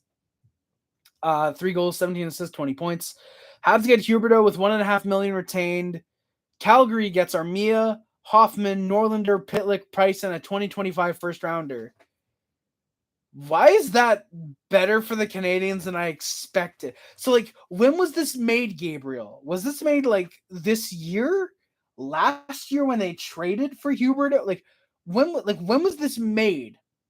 Because, like, just no. If Calgary took that, obviously, I'd fucking take that and run, because by 2025, you're expecting to be, like, a pretty decent playoff team, and getting Huberdeau at $9 million, if he can connect with Suzuki and Caulfield, I would gladly take that, for example.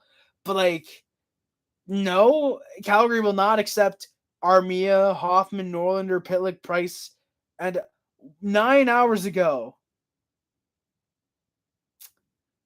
does this dude not realize that Carey Price is basically retired? Fuck. I saw fucking Sporty in the chat and my mind immediately thought fucking retarded. Fucking no, but Price is basically retired. Fucking hell. Gee, you know what, Gabriel? Fuck it. That's a deal. I would do that. But yeah, Chef Camaro Sporty, I am somehow still alive. We're just talking about the end of the game now and getting to the final stats. We've been live for 2.5 hours, by the way, Sporty. I don't know if you came in earlier and you just you couldn't, like, I don't know if you came in and just didn't say anything, for example, but like, yeah, no, we're still live. I think the Habs dump Price's contract to Calgary in that scenario. I mean, Bob, I could maybe happen. I don't know if it's really dumping his salary because he's on the LTIR until he retires, basically. But like, just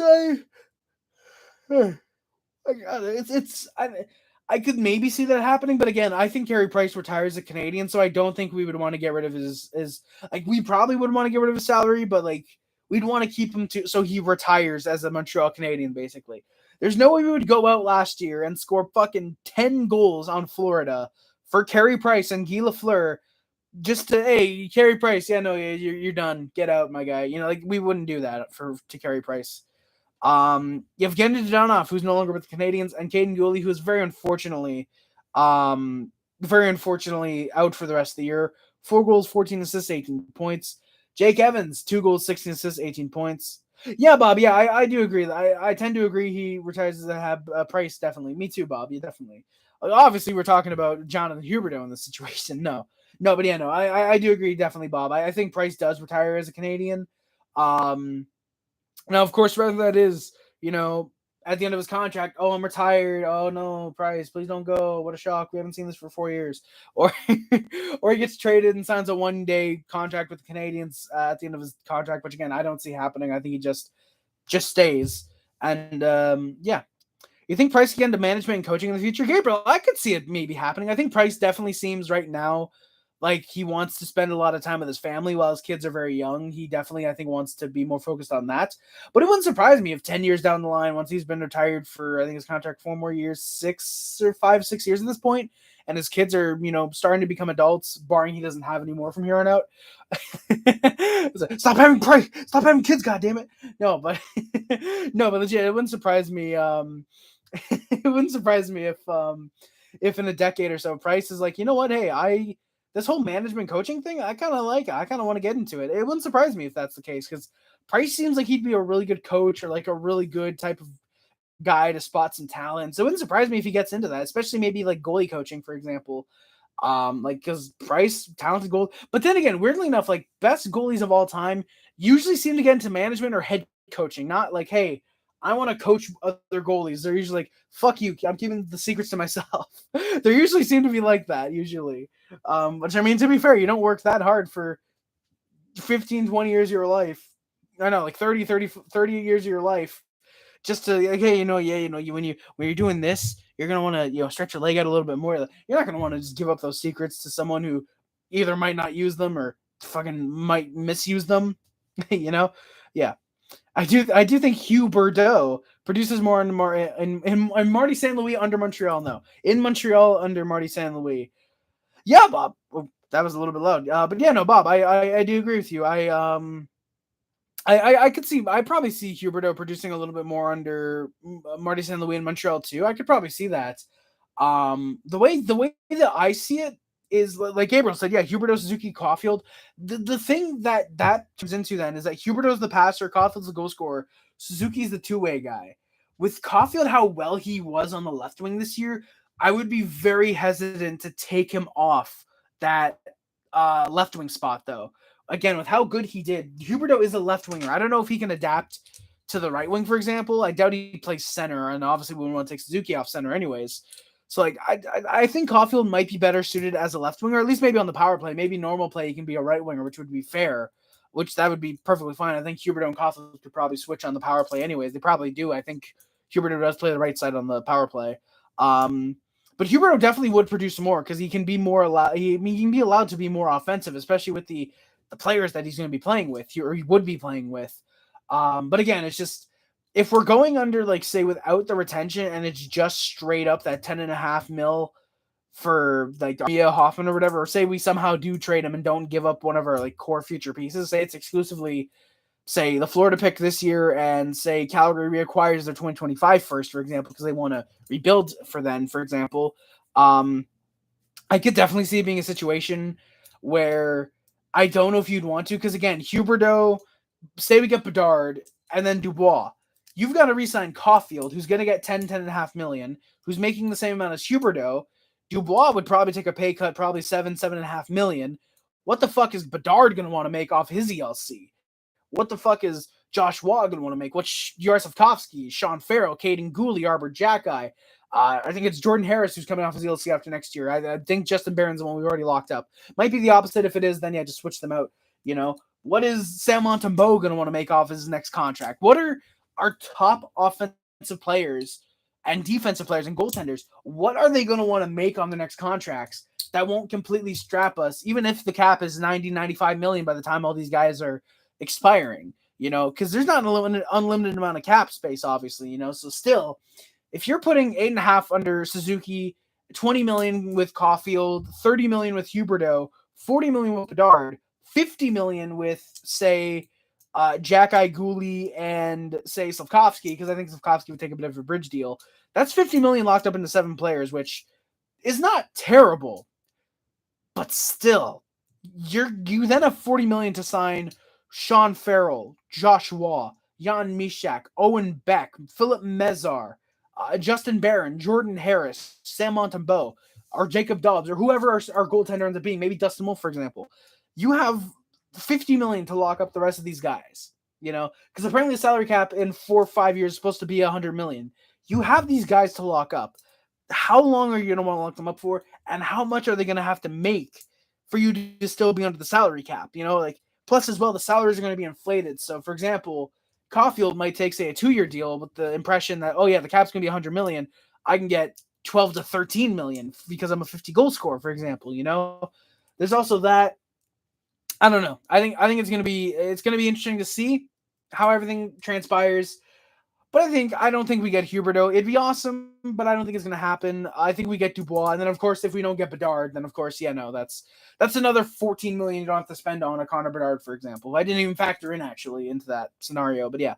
No, Gabriel. If it was Huberdeau, Suzuki, Caulfield, Slavkovsky, Bedard, Doc, that is a fucking expensive top six. Doc and Suzuki already locked up. I want to say Kirby Doc's getting, was it again like 4.5 million?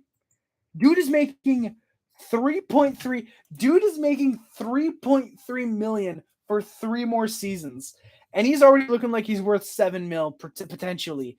14 goals, 38 points in just 58 games this year. Dude set a career high in goals, assists, points, and almost penalty minutes in 12 less games this year than he had last year with the Blackhawks. He had 5 more goals, 7 more assists, 12 more points. Better plus minus too. He went from a minus 18 with Chicago to a minus 2 with Montreal. Yeah. And then a big shout out, by the way, in his rookie year when he played 9 playoff games, 1 goal, 6 points. Not terrible. Genuinely not terrible. Still weird though. That 2021 season, 18 games, 2 goals, 10 points. Like, fucking poor Kirby Doc there, man. Expecting Caulfield. Dude, Gabriel, for a second, I thought that was like a report you were putting out, like, oh, expect Caulfield's extension to be this, but no. Yeah, I'm expecting an 8-year deal. I don't think we get the 7. I think he would want to sign full 8-year deal. I'm expecting a 10 million deal just because a lot of players are getting paid with the expectation of what they're going to turn into. Matt Boldy in Minnesota, Buffalo, Dylan Cousins just got paid like $9 million for what he could become. So yeah, Caulfield, with him, I'm expecting that $10 million range. It wouldn't surprise me if it's 10 million. I'd be very surprised if it's 8.5 or below. That's a massive steal of a deal if it's 8.5 or under.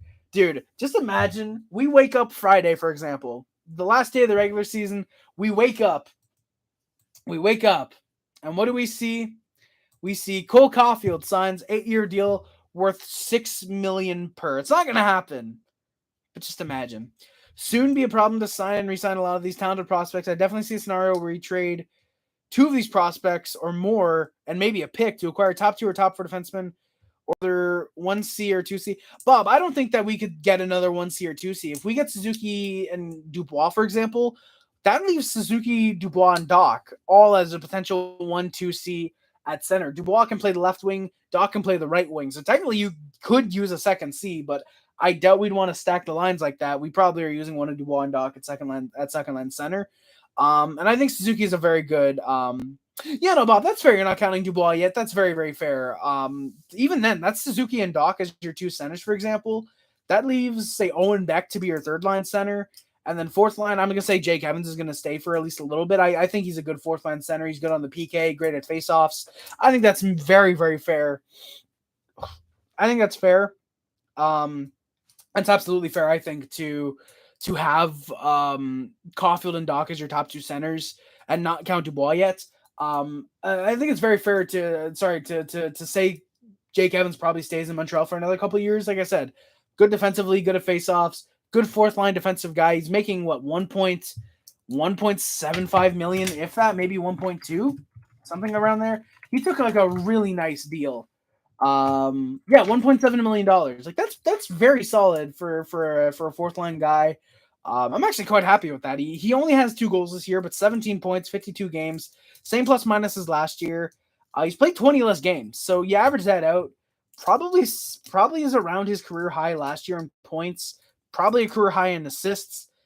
I've liked Jake Evans actually. I think Jake Evans has had a very, very nice season for the Canadiens. At least defensively, I think he's gotten a little bit better actually when he has been playing. Went to Montreal for my B-Day, got a Suzuki reverse retro. Only reason I didn't get Caulfield is because I didn't know 100% if he'd sign. Oh, Gabriel, I get that. 100%. I think there's no doubt that Caulfield signs an extension with the Canadiens. I get wanting to be a bit hesitant, but for me, even if somehow, some way, we don't sign Caulfield, we either trade him or he's offer sheeted, which I don't know if he can be. But for example, he's offer sheeted and we for some reason don't match, or we trade him, for example, because things are going wrong.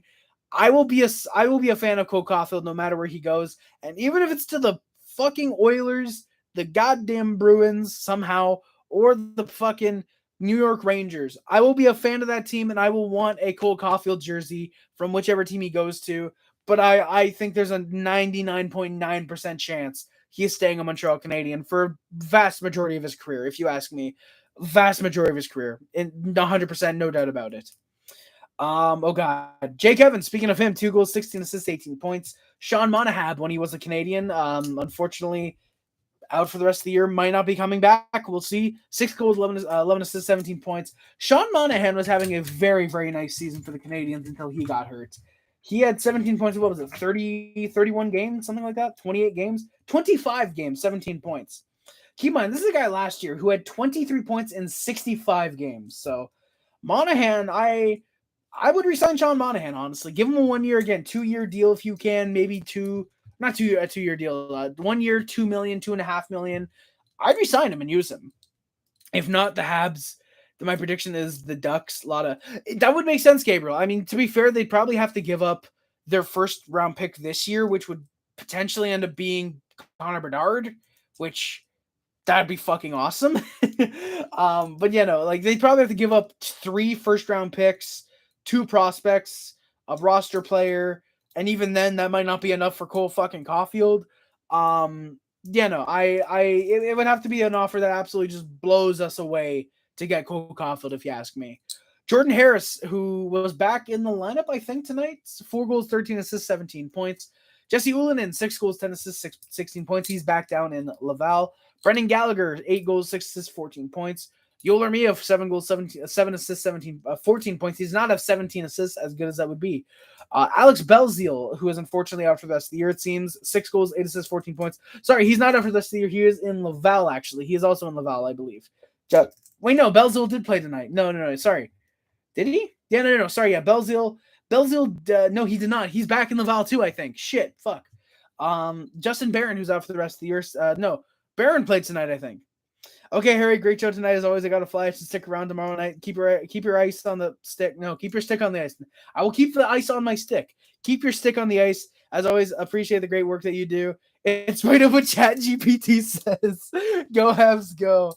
Oh, thank you, Bob. I appreciate it, man. Thank you very much. In spite of what ChatGPT says, thank you, Bob. I appreciate it, man. Glad to see you in here. Love you like the rest of the guys. Thank you very much, Bob. Appreciate it, man. Hope you stick around tomorrow. Thank you, man. See you guys. See you. Keep your stick on the ice too, man. Always. I was gonna grab the stick, but then I remembered I put it back in the garage with the hockey net. So unfortunately, I can't put the stick down for real. Great. First time since '94 that the Rangers, Isles, Devils, Knicks, and Nets made the playoffs. Holy shit, Gabriel. And the first time since '07 that the Devils, Isles, and Rangers all made it. That's kind of fun. First time since I'm a Habs fan. What happened in 2007? Was that the Marty Brodeur, Sean Avery thing, or was that 2008? I think that was 07. I think that was 07 though, but it might have been 08. But thank you, Bob, again. Go Habs, go for sure, man. Hell yeah. Hope to see you in the next stream, man. Jonathan Kovacevic, Justin Barron. I'll recap him because I don't know if I got to him. 3 goals, 11 assists, 14 points. Jonathan Kovacevic, 2 goals, 12. I really want guys to have 17 points. 2 goals, 12 assists for 17 points. Obviously, no, 14 points. Michael Pezzetta and Rem Pitlick each have 6 goals, 7 assists, 13 points. Arbor Jacki, before he got hurt, 5 goals, 8 assists, 13 points. Joel Edmondson, 2 goals, 10 assists, 12 points. Yaroslavsky, before he got hurt, 4 goals, 6 assists, 10 points. He'd up for basically the rest of the year, unfortunately. Dennis Gurianov, 5 goals, 3 assists, 8 points. Chris Tierney with goal 5, 6 points. Both those guys since joining the Canadiens, not their overall stats. I think Tierney would have 7 points, and I think Gurianov 10 or 12, I believe, somewhere around there. Chris Weidman, 6 assists. Anthony Richard, 3 goals, 2 assists, 5 points. Bring it later tonight. Supposedly Rick and Peter will be drinking heavily tomorrow night for the last game. I'm going to too. What the hell's my? Oh, Bob, that's sick.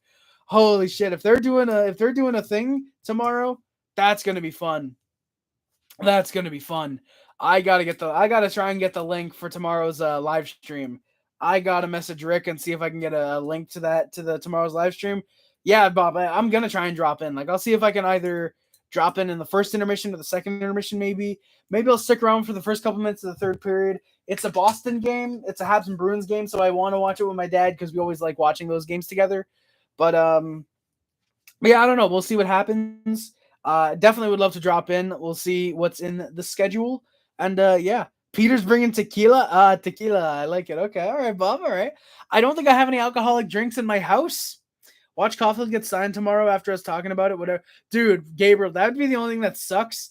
I would not want it to happen during the game because if it does, then I gotta come live during the game. I gotta come. No, I gotta start a live stream while the game's going on for like 5 minutes. Hey, Caulfield got signed. Woo, let's go. Oh man, let's go. Habs score. I'd have to stream during the game, and I would not want to do that. So I'm hoping he either gets signed like 3 hours before the game or an hour after the game, because then we can be live and I can like title the stream Habs sign Cole Caulfield. Holy shit, holy shit, holy shit, holy shit, and then not get pushed in the algorithm because I had a swear word in my title. But dude, Gabriel, that would be fun if he got signed. But believe me, regardless of when it happens, unless it's like 10 in the morning, then I will more than likely be going live. Hell yeah. Wow, still on for 2.5 hours. Good job. Thank you, Randy. I appreciate it, my guy. My voice is fucking killing me, believe me. You guys can probably hear it. I've got some scotch. Let's go, Bob. Hell yeah. Like I said, I don't think I have any alcoholic drinks. Gotta work in the morning. Have a good night, Randy. Completely understandable, man. Thank you for coming by. Much appreciated. I'm gonna be getting off in a minute as well. Not in that way, but who knows? Maybe that way. No, but legit, I'm gonna be getting off in a minute. I'm getting through the rest of your comments, through the rest of the stats, and then we'll work my way to the outro like usual. I've got some scotch, but yeah, Bob. Again, that's fucking dope. I don't know if I have any alcoholic drinks. I always take my birthday off work. Okay, I'm out. Hey, let's go, Bob. That's completely understandable. I think it's fair that you should be able to get your birthday off, or you should get work off on your birthday. I think it definitely you should be able to, and I'm glad that's the case with you.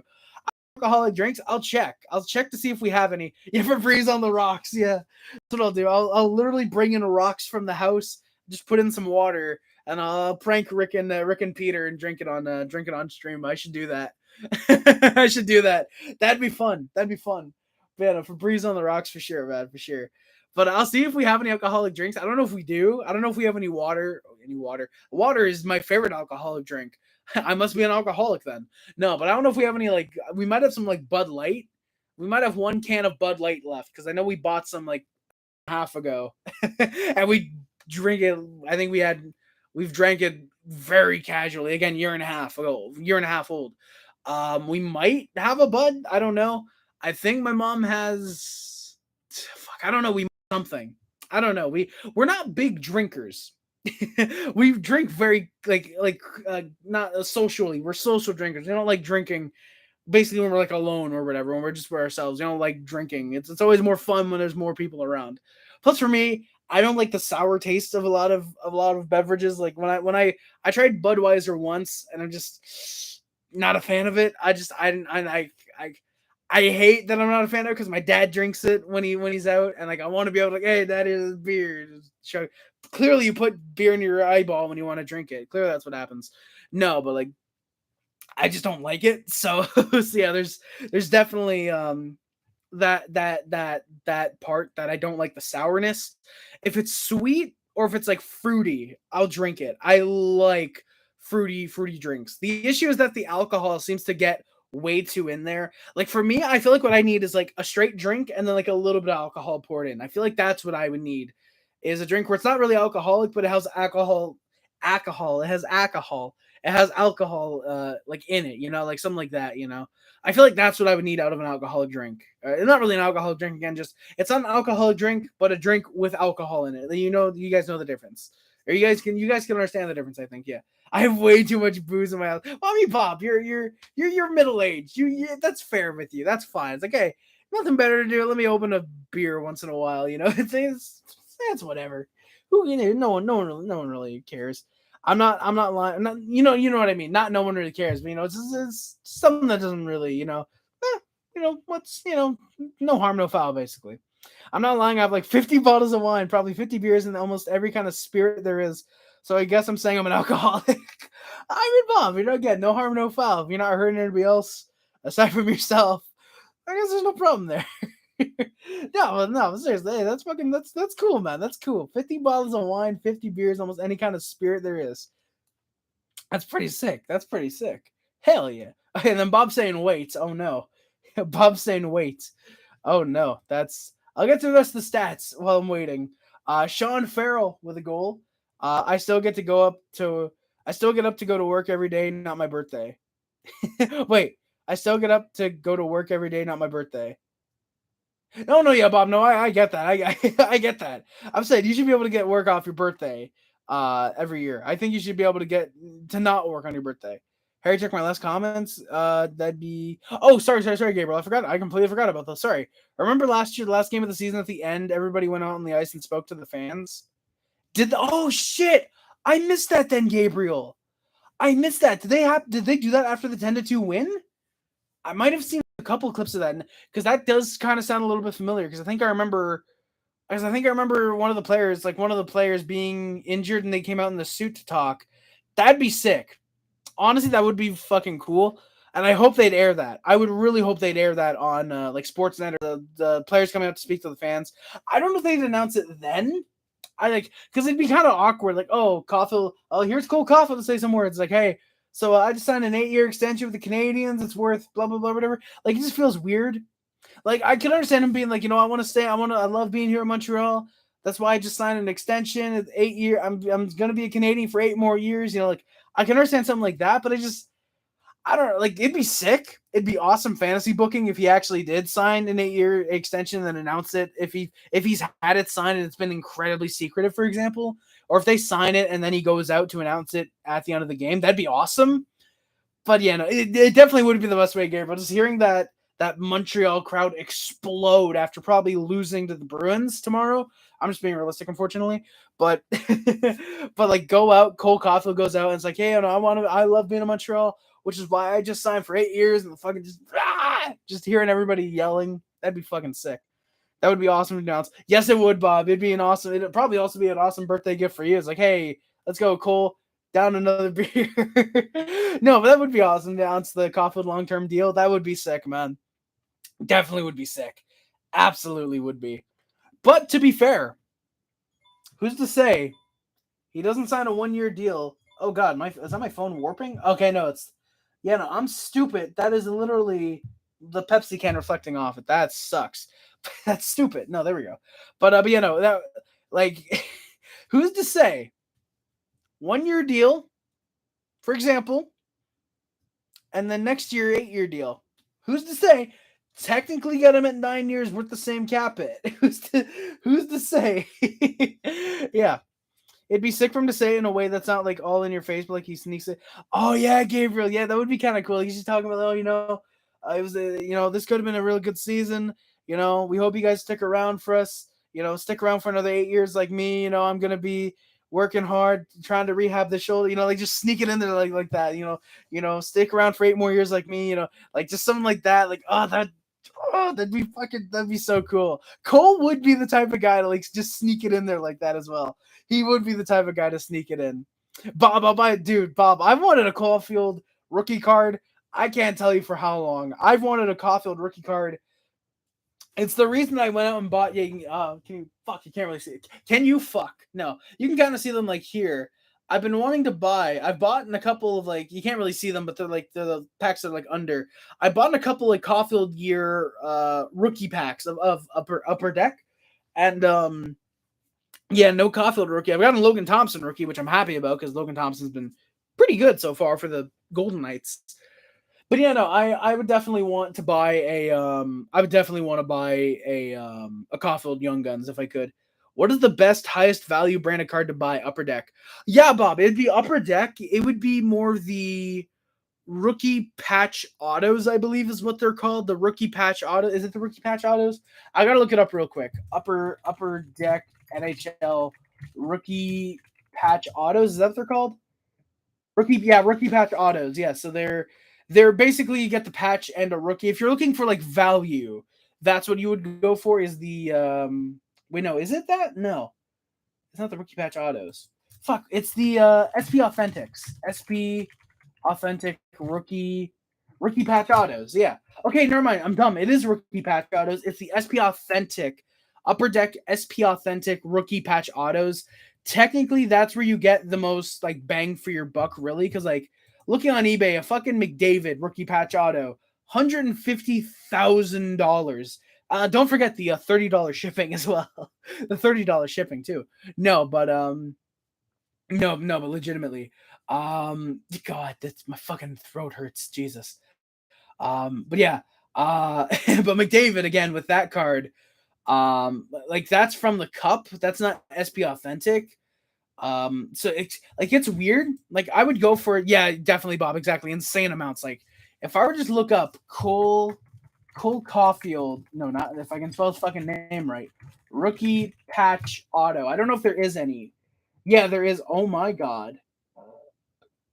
Oh my god. Oh my god. Oh my god. So I'm finding a couple here. That's tops. Oh, that's digital. Oh, fuck me. These are digital cards. Okay, well, there's a couple here that are like legitimate. Okay, so this one, I found one on eBay.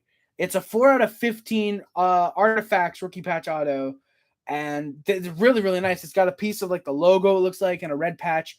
$1.4 thousand. Yeah, CC Upper Deck Allure card. Yeah, the Upper Deck Allure. Like the Allure cards are good. The Allure rookies, they're good depending on like what you buy. Because for example, like I'm finding a couple cards right here off the top that are looking like pretty good. Like I'm seeing an Allure rookie dual jerseys for $80. The jersey is really just the white. There's nothing like super great in there. There's a regular Caulfield rookie for $30. There's a really nice rookie logos of the Habs logo for his rookie. I think that's the reverse retro. That's $225. Another rookie is $50. There's another jersey, $75. I can't see myself buying a digital card. Yeah, Bob, it's weird. Like, because you're not buying, like, you don't get an actual like card or anything. It's not like it's like a printable card or anything. Literally just for an NHL game, basically. It's not like the NHL video games. It's like a card collecting digital game. It's really weird. Definitely, I don't get why people buy those. Like, it's only like $12, so technically you can say, "Oh, I have a Caulfield card," and like for $12 to pull that joke off a couple times, it's probably a bit funny.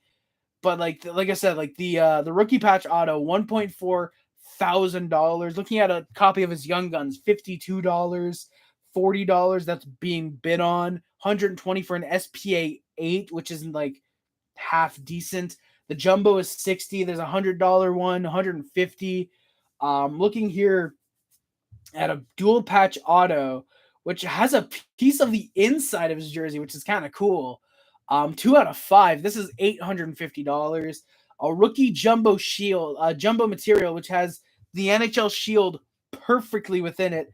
$11,000. Yeah, no, exactly. I'd rather buy something with more tangible quality. Exactly. Like I'd rather pay $50-$60 for a Caulfield Young Guns over just, literally just my phone. Literally just there's a Caulfield card on my phone. I'd rather just like you, Bob. I'd rather just I want something that I can touch and I can feel and I can like kiss, like fucking kiss that Caulfield card as often as you can. Why is there lipstick stains in your Caulfield card? It came like that.